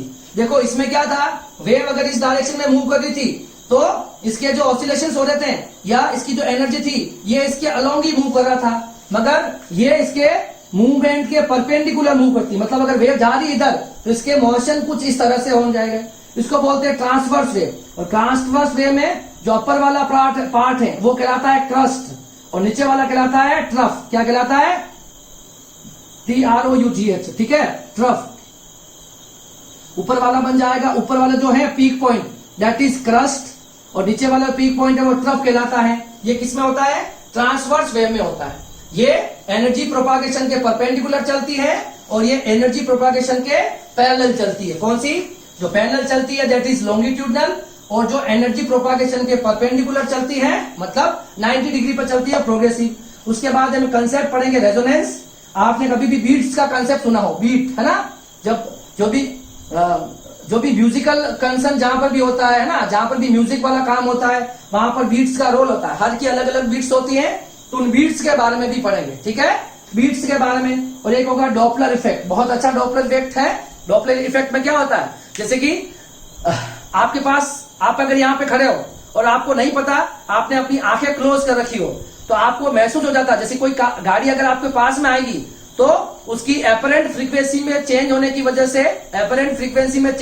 से आपको पता चल जाता है कि वो बॉडी आपके, वो व्हीकल जो है वो आपके पास में आ रहा है, और आपकी आंखें चाहे क्लोज है, और अगर आपसे दूर जाएगी तब भी आपको पता चल सकता है। जैसे इस रूम के अंदर भी मैं अभी जैसे कि क्लास ले रहा हूं और बाहर से अगर कोई बाइक आएगी तो मुझे पता चल जाता है कि बाइक मेरे पास में आ रही है, और दूर जाएगी तब भी पता चल जाएगी कि बाइक मेरे से दूर जा रही है। ये जो है ये डॉपलर इफेक्ट होता है, इसको हम अच्छे से अलग अलग केसेस में पढ़ेंगे। ठीक है, तो उसकी बात वहां करेंगे। अब बात कर लेंगे हम किसकी, यूनिट नंबर 8 की, that is a property of bulk matter. ठीक है, तो जो मैटर होते हैं वो आपको पता है सॉलिड, लिक्विड और गैस है। तो बल्क मैटर के अंदर हमारे 3 चैप्टर हो जाएंगे, टोटल 24 लेक्चर्स की है, और मार्क्स इसके भी 10 है, काफी लेंथी यूनिट है, 3 चैप्टर है। प्रॉपर्टीज ऑफ सॉलिड 11 चैप्टर है, फ्लूइड, और 12 चैप्टर है थर्मल प्रॉपर्टीज। तो सबसे पहले प्रॉपर्टीज ऑफ सॉलिड में हम इलास्टिसिटी पढ़ेंगे, स्ट्रेन और स्ट्रेस पढ़ेंगे। इलास्टिसिटी का मतलब समझते हो, जैसे कोई रबर है उसको अगर मैं स्ट्रेच करता हूँ, वापस फ्री करता हूँ, वो अपनी जगह पर आ जाता है, ये उसकी प्रॉपर्टी इलास्टिसिटी कहलाती है। उसके बाद हम ये अलग अलग टाइप के फोर्सेज हैं, स्ट्रेस और स्ट्रेन के बारे में पढ़ेंगे। इसमें हुक लॉ है, हुक लॉ के बारे में F = -kx, हुक लॉ पढ़ेंगे, मॉडुलस ऑफ इलास्टिसिटी पढ़ेंगे। ये सारे हम चैप्टर नंबर 10 में पढ़ेंगे। ठीक है, अब चैप्टर नंबर 11 में है फ्लूइड्स। क्या है fluid, anything which is flow. दुनिया की जो चीज फ्लो होती है उसे हम फ्लूइड कहते हैं। अब लगता है ऐसा है कि जैसे जो पानी है, लिक्विड है, वही फ्लो करता है, ऐसा नहीं, गैसेस भी फ्लो करती है, गैस और लिक्विड दोनों फ्लो करते हैं। तो गैसेज और लिक्विड किसके पार्ट हो जाएंगे, फ्लूइड के पार्ट हो जाएंगे, उसे हम फ्लूइड कहेंगे। तो हमें फ्लूइड के बारे में कंप्लीट पढ़ना है। पास्कल लॉ पढ़ेंगे, फोर्स अपॉन एरिया का जो रेशियो होता है वो हमेशा किसी एक कंटेनर के लिए सेम होता है। स्टोक्स लॉ पढ़ेंगे, 6πr नीटा v। ठीक है, उसके बाद बर्नौलीज थ्योरम बहुत इंपॉर्टेंट है, बहुत सारी चीजें इस पर डिपेंड है। मतलब हम जो घरों की छतें इस तरह से क्रॉस बनाते हैं, एरोप्लेन के जो विंग्स होते हैं, एरोप्लेन की विंग्स की शेप ऐसे क्यों होती है ना। और हमें जब कोई ट्रेन जाती है, हम ट्रेन के पास में, ट्रेन आते वक्त ट्रेन के पास में खड़ा नहीं रहना चाहिए, ऐसा क्यों होता है, ये सब आप बर्नौली थ्योरम से सीखोगे। अब सरफेस टेंशन का बहुत अच्छा, जो लिक्विड होता है, लिक्विड की बात करेंगे वो भी हो जाएगा पानी, है ना। लिक्विड का मतलब जो प्योर लिक्विड है उसकी बात कर रहा हूं मैं। लिक्विड के सरफेस पर एक प्रॉपर्टी एक्सर्ट करती है, एक फोर्स एक्सर्ट करता है, जिससे वो लिक्विड की सरफेस को क्या करना चाहता है, कंप्रेस करना चाहता है ना। तो लिक्विड की सरफेस पर एक फोर्स लगता है, उसे हम सरफेस टेंशन कहते हैं। और वो सरफेस टेंशन उस लिक्विड की सरफेस के वॉल्यूम को या एरिया को कम से कम करना चाहता है, सरफेस टेंशन उसे हम कहते हैं, ठीक है। और बाद में है कैपिलरिटी। कैपिलरिटी एक बहुत बड़ा एग्जांपल है, बहुत अच्छा। कैपिलरिटी हम बाद में पढ़ेंगे। जैसे कि कोई भी लिक्विड है वो किसी भी ऑब्जेक्ट में ऑटोमेटिक ऊपर चढ़ता हुआ जाए। कैसे मतलब, अगर आपने घर पे पुराने टाइम में चिमनी देखी होगी, चिमनी जिससे हम लाइट की जगह यूज करते थे, उसके अंदर एक धागा लेते थे, धागे को हमने केरोसिन में डाल के ऊपर लगा देते थे। अब आपको पता केरोसिन नीचे होता था, पर वो केरोसिन उस धागे में चढ़ते हुए ऊपर आता था, धीरे धीरे आता था, और वो ग्लो, वो वहां पर हम फ्लेम लगाते थे। तो वो लिक्विड बॉटम से ऊपर तक कैसे आया, ये कैपिलरिटी का एग्जाम्पल है। ऐसा इसी वजह से होता है। जो हमारे प्लांट होते हैं, प्लांट जमीन से लीफ तक पानी को कैसे पहुंचाते हैं, उसके अंदर बहुत बारीक बारीक सी कैपिलरी होती, मतलब जिसका एरिया अगर बहुत कम हो, सुनना, जिसकी रेडियस अगर बहुत छोटी हो, इस तरह की कोई mm की रेडियस हो, बहुत छोटी रेडियस हो, और यहां अगर पानी है मेरे पास, वो पानी ऑटोमेटिक कहां चढ़ता जाएगा, चाहे पानी का लेवल यहीं तक है, वो पानी ऊपर चढ़ता हुआ चला जाएगा। अगर आपने घर पे, जैसे कि हमारे पास क्या एग्जांपल है, कोई टॉवेल है, टॉवेल जब है ना, जो हम बॉडी को ड्राई करने के लिए यूज करते हैं, टॉवेल होता है। उस टॉवेल का एक पार्ट आप पानी में डुबा दो तो धीरे धीरे वो पानी टॉवेल में धीरे धीरे ऊपर जाता है ऑटोमेटिक। आप पानी, है ना, टॉवेल को यहाँ रखोगे तो धीरे धीरे इतना टॉवेल गीला हो जाता है। क्यों? क्योंकि उस टॉवेल के अंदर कैपिलरी होती है। प्लांट के अंदर पानी ऊपर क्यों चढ़ता है? क्योंकि उसके अंदर कैपिलरी होती है। ये सभी उसी के एग्जाम्पल्स हैं, ठीक है।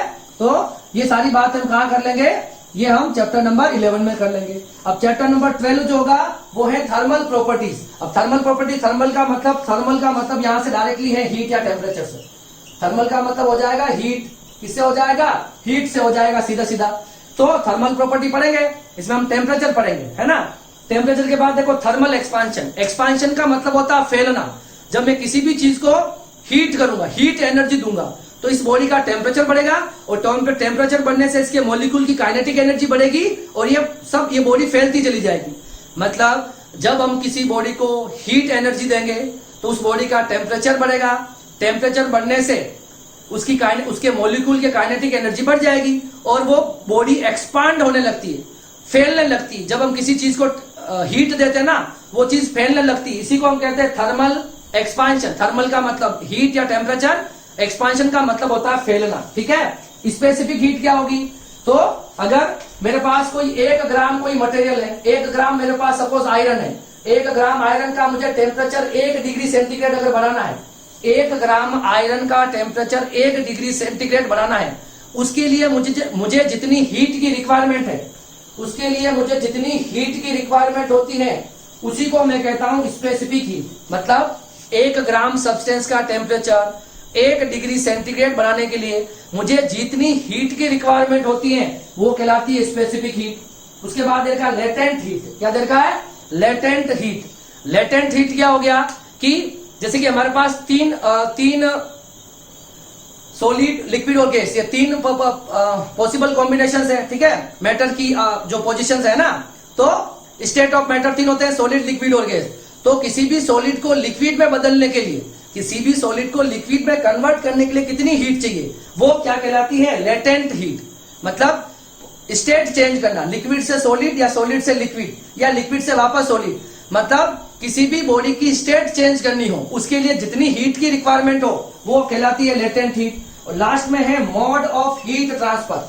तो हीट को ट्रांसफर करने के, हीट एनर्जी को एक जगह से दूसरी जगह तक ट्रांसफर करने के मेरे पास 3 मेथड है, कंडक्शन, कन्वेक्शन और रेडिएशन। अब कंडक्शन में क्या होगा, देखो कंडक्शन में मीडियम के पार्टिकल आगे नहीं जाएंगे। सर क्या कहना चाह रहे हो, सुनो। कंडक्शन का मतलब एक आयरन की मेरे पास रोड है, उस आयरन की रोड के ये वाला जो पार्ट है, अगर इसको मैं हीट एनर्जी दूं तो धीरे धीरे ये वाला पार्ट भी क्या हो जाएगा, हीटअप हो जाएगा हीटअप। इसमें क्या हुआ, इसमें इस आयरन का ये वाला पार्ट उठ गया, यहां नहीं गया, इसने सिर्फ पास वाले मॉलिक्यूल को एनर्जी दी, पास वाले ने उसके पास वाले को दी, पास वाले ने उसके पास वाले को दी। इस तरह से मीडियम, ये पूरा मीडियम है, इस मीडियम के पार्टिकल आगे नहीं गए, मगर इसकी हीट एनर्जी क्या हो गई है, आगे ट्रांसफर हो गई है। इसको हम कहते हैं कौन सा मेथड, कंडक्शन। कंडक्शन का मतलब रियल के अंदर पार्टिकल यहां से वहां नहीं जाएंगे, सिर्फ एक पार्टिकल दूसरे पार्टिकल को एनर्जी देगा।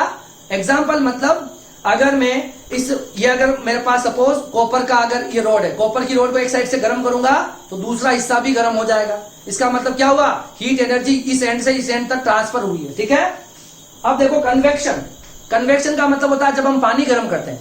कन्वेक्शन का मतलब मीडियम के पार्टिकल खुद जाएंगे और अपने आप को एनर्जी गेन करके वापस आएंगे। कैसे सर, तो देखो जैसे कि मेरे पास ये कोई कंटेनर है, इसको मैं गर्म करता हूं, ये पानी है सपोज, ठीक है। अब पानी होगा तो सबसे पहले हीट एनर्जी इन मॉलिक्यूल्स को मिलेगी, इन मॉलिक्यूल को हीट एनर्जी मिलेगी तो इनकी डेंसिटी हो जाएगी कम।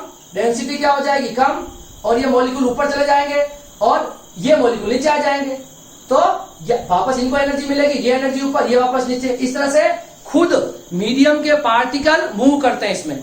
जैसे कि उस कंडक्शन वाले केस में कोई पार्टिकल इधर से उधर नहीं गया। अब मैं पानी गर्म करता हूं ना, तो नीचे वाले पार्टिकल पहले गर्म होते हैं, उसकी डेंसिटी कम हो जाएगी, वो पार्टिकल ऊपर चले जाएंगे, ऊपर वाले नीचे आ जाएंगे। इस तरह से वो पार्टिकल जब तक मूव करते रहेंगे जब तक कि पूरे के पूरे पानी का टेम्परेचर एक जैसा नहीं हो जाए। ठीक है, तो इस मेथड को हम कहते हैं कन्वेक्शन। और रेडिएशन का मतलब वो वाले हीट ट्रांसफर का वो मेथड जिसमें हमको मीडियम की रिक्वायरमेंट नहीं होती। जैसे कि जो सनलाइट होती है, सन से भी हमें एनर्जी मिलती है, तो उस तरह की एनर्जी को हम रेडिएशन मेथड कहते हैं। मतलब सन की जो लाइट होती है वो सन से अर्थ तक पहुंचती है, तो बीच में बहुत जगह फ्री स्पेस है, अर्थ पहुंचते पहुंचते उसे मीडियम भी मिलेगा। तो ऐसी एनर्जी जिसे प्रोपागेट करने के लिए किसी मीडियम की नीड नहीं हो, वो फ्री स्पेस में भी चलेगी, मीडियम में भी चलेगी। एग्जाम्पल, तो सन से मिलने वाली जो लाइट एनर्जी है ना, सन से मिलने वाली जो लाइट एनर्जी है वो सन से जब तक अर्थ तक पहुंचती है ना, तो रास्ते में चलती हुई जब आएगी तब उसको फ्री स्पेस भी मिलेगा, तो किसी भी मीडियम में वो प्रोपागेट कर सकती है। क्लियर है, तो ये हो गया आपके पास यूनिट नंबर 8 तक का इंट्रोडक्शन। अब हम देखते हैं 2 यूनिट और बची गई है, यूनिट नंबर 9 और 10, उसके बारे में भी देख लेते हैं। ठीक है, अब देखिए यूनिट नंबर 9 जो है थर्मोडायनेमिक्स, 12 to 14 लेक्चर लगते हैं, 5 मार्क्स की यूनिट है, एक ही चैप्टर इसमें, chapter number 13 which is thermodynamics. अब देखिए थर्मोडायनेमिक्स में मेनली हम क्या पढ़ेंगे, concept of heat and temperature. तो हीट तो होती है एनर्जी, सबको पता है, हीट क्या होती है, फॉर्म ऑफ एनर्जी है। और टेम्परेचर क्या होता है, degree of hotness and coldness. एक ऑर्डिनरी डेफिनेशन लिख रहा हूं ताकि मैं थोड़ा समझा पाऊं। डिग्री ऑफ हॉटनेस कोल्डनेस का मतलब कोई चीज कितनी गर्म है या कोई चीज कितनी ठंडी है, ये पता करने का तरीका है टेम्परेचर। उसके बाद हमने स्केल बनाए है ना, kelvin scale, degree centigrade scale, Fahrenheit scale, ये अलग अलग स्केल बनाए जिससे हम ये तो देखो ये चीज कितनी गर्म है कितनी ठंडी है तो मुझे पता है, ये चीज गर्म है या ठंडी है तो मैं हाथ लगा के इन दोनों में से कौन गर्म है मैं इसको हाथ टच करके, फिजिकल टच करके मैं पता कर सकता हूं, मगर कौन कितना गर्म है ये मुझे नहीं पता। तो फिर उस डिग्री ऑफ हॉटनेस, डिग्री का मतलब कितना है ना डिग्री, तो हॉटनेस और कोल्डनेस को कैलकुलेट या नापने के लिए फिर हमने क्या बनाए, अलग अलग स्केल बनाए जिसके थ्रू हम उसको नाप पाते हैं। ठीक है, तो देखिए हीट कब फ्लो होगी, ध्यान से सुनना, ध्यान से, हीट का फ्लो कब होगी, ये कोई बॉडी है तो इसका टेम्परेचर हाई टेम्परेचर है और इसका क्या है, लो टेम्परेचर है, तो हीट हमेशा किधर से किधर फ्लो होती है, हाई टेम्परेचर से लो टेम्परेचर की ओर फ्लो होती है। हीट एक एनर्जी है जो एक बॉडी से दूसरी बॉडी के अंदर फ्लो कर जाती है, कब, जब पहली वाली बॉडी का टेम्परेचर हाई हो और दूसरी वाली बॉडी का टेम्परेचर लो हो। ठीक है, तो ये कुछ कंसेप्ट हो जाएगा टेम्परेचर और हीट का। उसके बाद देखो जीरोथ लॉ, इसमें थर्मोडायनेमिक्स के 3 लॉज हैं, एक जीरोथ लॉ, एक फर्स्ट लॉ और लास्ट में आएगा सेकंड लॉ। जीरोथ लॉ क्या है, तो हमें पहले फर्स्ट और सेकंड लॉ बना दिए। अब जीरोथ लॉ इसलिए बताया कि जीरोथ लॉ आपको टेम्परेचर की डेफिनेशन देगा, क्या देगा, टेम्परेचर की डेफिनेशन देने वाला लॉ है वो जीरोथ लॉ है। जीरोथ लॉ से हम एक्चुअल टेम्परेचर को डिफाइन कर पाए। ठीक है, उसके बाद फर्स्ट लॉ जो है, यहाँ पे फर्स्ट लॉ का होता है dq equal to dw plus du। Sir क्या मतलब है, देखो dq तो हो जाएगी आपकी हीट, क्या हो जाएगी, हीट। अगर आपने किसी बॉडी को हीट दी तो वो हीट आपकी 2 चीजों में कन्वर्ट हो जाएगी, एक हो सकता है dw, दूसरा होगा du। dw मतलब वर्क डन करना, कुछ एनर्जी आपकी वर्क डन में लॉस हो जाएगी और कुछ एनर्जी उस सिस्टम की इंटरनल एनर्जी बढ़ाएगी। डीयू का मतलब होता है इंटरनल एनर्जी। क्या होता है? Internal energy. ठीक है, तो कुछ का वर्क डन कहा जाएगा, जो भी आप किसी बॉडी को, जैसे इस बॉडी को मैंने डीक्यू हीट दी, तो मेरे जो डीक्यू हीट मैंने दी इसको हीट एनर्जी, वो दो चीजों में कन्वर्ट हो जाएगी, कुछ वर्क डन में चली जाएगी और कुछ उसका उस सिस्टम की इंटरनल एनर्जी को राइज करने में चली जाएगी। ये फर्स्ट लॉ हो जाएगा। फिर हमारे पास कुछ प्रोसेस है, आइसोथर्मल प्रोसेस। वो प्रोसेस होगा जिसमें टेम्परेचर कांस्टेंट रहेगा। पूरे के पूरे प्रोसेस में आइसो का मतलब सेम होना, थर्मल का मतलब टेम्परेचर, तो टेम्परेचर उस पूरे के पूरे प्रोसेस में सेम रहेगा। आइसोकोरिक, आइसोकोरिक का मतलब वॉल्यूम्स है। ऐसा एक प्रोसेस जिसमें वॉल्यूम सिस्टम का कांस्टेंट रहेगा, दैट इज आइसोकोरिक। एक होगा आइसोबेरिक, बाहर जो होती है VAR, वो टेम्परेचर प्रेशर की है यूनिट है। तो ऐसा प्रोसेस जिसमें प्रेशर कांस्टेंट रहेगा, एक ऐसा सिस्टम में प्रोसेस जिसमें थ्रू आउट प्रेशर कांस्टेंट रहेगा, दैट इज आइसोबारिक। अब देखिए एडियाबेटिक प्रोसेस। एडियाबेटिक प्रोसेस में क्या होता है? एक फास्ट प्रोसेस है। क्या है? एक फास्ट प्रोसेस है। इतना फास्ट होता है कि हीट एक्सचेंज नहीं कर पाती। कहां से कहां? सिस्टम से और सराउंडिंग से। एडियाबेटिक एक फास्ट प्रोसेस होता है। जैसे कि मैंने किसी कंटेनर में पानी भर रखा, तो कंटेनर का और पे के ऊपर से, तो ये तो हो जाएगा सिस्टम और बाहर की दुनिया उसके लिए हो जाएगी सराउंडिंग। अब उस पानी, अगर उस लिक्विड के साथ अगर मैं कुछ भी वर्क करूं, मैं इतना फास्ट वर्क करूं कि ना तो हीट इस सिस्टम से सराउंडिंग में जा पाए, ना सराउंडिंग से सिस्टम में आ पाए। तो एक ऐसा प्रोसेस जिसमें सिस्टम और सराउंडिंग में हीट ट्रांसफर नहीं हो पाती। अगर ऐसा नहीं हो रहा है, साफ साफ पता चल रहा है कि ये बहुत फास्ट प्रोसेस होगा, तभी हीट एक्सचेंज नहीं हो पा रही है। इसको बोलते हैं हम एडियाबेटिक प्रोसेस। उसके बाद है साइक्लिक प्रोसेस। अब साइक्लिक प्रोसेस में क्या होता है कि आप किसी सिस्टम को जितना भी हीट दोगे, वो सारी की सारी हीट कहां चली जाएगी? वर्क डन करने में चली जाएगी। उस सिस्टम की इंटरनल एनर्जी नहीं बढ़ेगी। सुनना वापस, साइक्लिक प्रोसेस का मतलब एक ऐसा प्रोसेस जो घूम फिर कर वापस उसी जगह पर आ जाए, राउंड में सिस्टम हो, है ना। साइक्लिक प्रोसेस, जैसे कार्नोट इंजन या हमारी गाड़ी का इंजन जो काम करता है, तो एक पूरा सर्कुलेशन होता है उसके अंदर, तो उस तरह का प्रोसेस है ना। तो साइक्लिक प्रोसेस क्या होगा?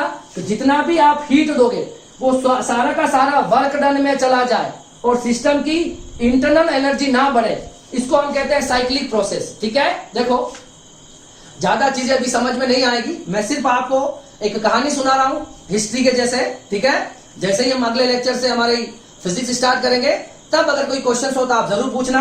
मैं आपको सिर्फ ये बताना चाहता हूं कि 11th क्लास में आप क्या पढ़ने वाले हो। मैं आपको पूरा का पूरा सिलेबस बताना चाहता हूं, ताकि आपके दिमाग में एक इमेज रहे कि क्या क्या होता है। आपने कुछ सुना होगा तो कुछ तो समझ में आया होगा। ठीक है, तो वैसे टाइम लगेगा, आपको टाइम देना पड़ेगा। ठीक है, जितना टाइम मैं दूंगा उससे 5 गुना ज्यादा टाइम आपको देना है। लेक्चर को 2 बार देखना है, नोट्स बनाने हैं और फिर अच्छे से देखना है उसको। ठीक है, अब देखो सेकंड लॉ क्या हो जाएगा? सेकंड लॉ ऑफ थर्मोडायनेमिक्स जो होगा उसमें क्या होगा? सोर्स और सिंक दो चीज होगी। सोर्स मतलब जो हीट रिलीज करता है, और सिंक क्या होता है? जो हीट एब्जॉर्ब करता है। जैसे कि हमारी गाड़ी का जो हम गाड़ी स्टार्ट करते हैं इंजन, बस वो कार्नोट इंजन, आपको इंजन कैसे वर्क करता है वो कार्नोट इंजन बताएगा। दैट इज वो सेकंड लॉ ऑफ थर्मोडायनेमिक्स में वो कंप्लीट समझ में आ जाएगा। इसमें सोर्स और सिंक होते हैं। सोर्स मतलब जो हीट रिलीज करता है, और सिंक वो होता है जो हीट एब्जॉर्ब करता है। सोर्स वो है जो कितनी सारी हीट रिलीज करेगा, और सिंक उस हीट को क्या करेगा? एब्जॉर्ब कर भी लेगा और उसका टेम्परेचर भी राइज नहीं होगा। ऐसा है। देखो अगर ऐसा नहीं हो तो सोचो, पूरी दुनिया के अंदर सर्दियों के टाइम में क्या होता है? आग जलाते हैं। अगर आग जलाने, ये जो हमारे पास आसपास जो आपको एटमॉस्फेयर दिख रहा है, फिजिकल वर्ल्ड जो दिख रहा है, ये आपको सराउंडिंग जो दिख रही है, इसका टेम्परेचर कभी नहीं बढ़ता एक लिमिट के बाद में। देखो अगर हम सब एक साथ आग जलाएंगे सपोज, तो आसपास के मॉलिक्यूल तो गर्म हो जाएंगे। ये अब जो हमारा आसपास का जो सिंक है, ये एटमॉस्फेयर है, इसके पास इतनी कैपेसिटी होती है कि जितनी भी हीट आपने इसको दी है, ये सारी की सारी हीट वो एब्जॉर्ब कर लेता है, कभी भी अपने इस सिस्टम का टेम्परेचर नहीं बढ़ने देता है। बाकी अब कोई भी हम, जैसे कि यहाँ पर हमने आग जलाई, ऐसा तो नहीं है वो इलाका हमेशा गर्म रहेगा। इस जो आसपास का सराउंडिंग सिस्टम है, उसके पास ये कैपेबिलिटी है कि वो सारी की सारी हीट जब जैसे ही उसको मिलती है, वो इसको एब्जॉर्ब कर लेता है। तो सोर्स और सिंक की इसमें छोटी सी एक कंसेप्ट होगा। उसके बाद हम कार्नोट इंजन के बारे में पढ़ेंगे। ठीक है, वो हमारे पास जो हमारी गाड़ियों के अंदर हम इंजन यूज करते हैं, 4 स्ट्रोक हो सकता है, 5 स्ट्रोक हो सकता है, वो इंजन कैसे काम करता है तो वो आपको यहां से समझ में आ जाएगा। लास्ट एक चैप्टर है काइनेटिक थ्योरी ऑफ गैसेस। क्या है? काइनेटिक थ्योरी ऑफ गैसेस, मतलब गैसेस जो पार्टिकल्स होते हैं, ठीक है, उसके ऊपर एक थ्योरी है which is the kinetic theory of gases. Kinetic का मतलब आप समझ सकते हो, जो चीज मूव करती है ना। काइनेटिक वेलोसिटी का क्या मतलब होता है? काइनेटिक एनर्जी का मतलब हाफ mv²। तो गैस के मॉलिक्यूल को अगर इस कमरे के अंदर में छोड़ दूं, ये गैस के मॉलिक्यूल पूरे कमरे में रैंडमली मूव करते रहेंगे। बस उसी के ऊपर एक थ्योरी है। जैसे कि मेरे पास यहाँ पर कोई एक ब्लॉक है, ये दोनों तरफ से बंद है, अंदर मैंने गैस पर रखी है, ये गैस के मॉलिक्यूल रैंडम डायरेक्शन में मूव करते रहेंगे, या वॉल से टकराएंगे, वेलोसिटी वापस वेलोसिटी लूज करेंगे, वापस गेन करेंगे, और ये कंटिन्यूअसली चलते रहेंगे। ठीक है, तो ये हो जाती है। और ये पूरी की पूरी एक आइडियल गैस अगर इसको मान ले तो आइडियल गैस का जो इक्वेशन होगा पीवी इक्वल टू एनआरटी हो जाएगा। ठीक है, तो P pressure, V volume, R हमारे पास कांस्टेंट, टी टेम्परेचर, ठीक है, एन नंबर ऑफ मोल्स हो जाएगा। ठीक है, मगर सारी गैस तो आइडियल होती नहीं है, तो हम अगर रियल गैस की बात करें तो रियल गैस में ये वाला फॉर्मूला नहीं लग के वंडरवाल इक्वेशन का यूज करेंगे, दैट इज पी प्लस, इसके साथ एक टर्म एड हो जाएगी P plus a upon V square, इस v के साथ एक टर्म माइनस हो जाएगी विच इज b, और a और b यहाँ पर एक कांस्टेंट होंगे। क्या होंगे? कांस्टेंट क्या होता है? जो कभी बदलता नहीं, दैट इज कांस्टेंट, और RT ये हो गया। ये रियल गैस का इक्वेशन हो जाएगा। उसके बाद इसमें हम बॉयल्स लॉ पढ़ेंगे, चार्ल्स लॉ पढ़ेंगे, सब इसी से रिलेटेड है ना। गेसुलोक लॉ पढ़ेंगे, ग्राम्स लॉ पढ़ेंगे, डाल्टन लॉ पढ़ेंगे। ये सारे लॉज हम किसमें पढ़ेंगे? जो हमारा लास्ट चैप्टर होगा kinetic theory of gases. Clear है? मैंने जो कहानी आपको आज समझाई है that is all about the syllabus. मैंने आपको सारे यूनिट का नाम बताया है, सारे चैप्टर का नाम बताया है, उन चैप्टर कितने कितने मार्क्स के हैं, सॉरी वो यूनिट कितने कितने मार्क्स की है वो बताया है, और उन सारे चैप्टर में अलग अलग मेन कौन से टॉपिक आएंगे और वो टॉपिक क्या कहना चाहते हैं। ठीक है, वो मैंने आपको आज एक ब्रीफ इंट्रोडक्शन दिया। क्लास काफी ज्यादा बड़ी हो गई है, मगर आपको इस पूरी क्लास को सुनना है, नोट्स बनाने हैं और अगली क्लास के लिए तैयार रहना है। अगली क्लास में जो क्लास होगी उसमें हम मेंसुरेशन के फॉर्मूले, है ना, एलजेब्रा के फॉर्मूले, a plus B square, a minus B square, algebra के फॉर्मूले, मेंसुरेशन के फॉर्मूले, एरिया, वॉल्यूम, सरफेस एरिया, इनके फॉर्मूलाज, और ट्रिग्नोमेट्री के फॉर्मूला, ये तीनों टॉपिक हम अगले लेक्चर में उनके फॉर्मूलाज लिखवाएंगे। और इस पर क्वेश्चन कराने की आई थिंक नीड नहीं है, क्योंकि 10th क्लास में आप ट्रिग्नोमेट्री भी पढ़ के आए हो और आप मेंसुरेशन भी पढ़ के आए हो और एलजेब्रा भी पढ़ के आए हो। तो एक लेक्चर में सिर्फ मैं आपको इसके फॉर्मूला समझाऊंगा, और जो 4th लेक्चर होगा, आज 2nd लेक्चर है, 3rd लेक्चर में मैं आपको क्या बताऊंगा?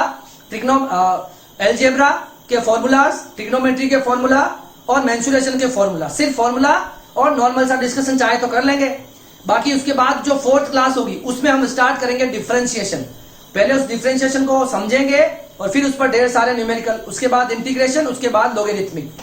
ये 6 या 7 8 लेक्चर ऐसे होंगे जो बिल्कुल बेसिक होने वाले हैं, बहुत अच्छा रहेगा, इनको आपको पढ़ना चाहिए। ठीक है, वैसे भी आपका डिफरेंशिएशन, इंटीग्रेशन और लोगरिथम हमारे 2nd चैप्टर का हिस्सा है, तो तब हम वो चीज नहीं पढ़ेंगे। ठीक है, अभी पहले उसको पढ़ा दी जाएगी, क्योंकि ये मैथमेटिक्स का पार्ट है, तो पहले हम इसको पूरा कवर करेंगे, उसके बाद हम आगे कंटिन्यू करेंगे। ठीक है, तो आज की क्लास के लिए इतना ही।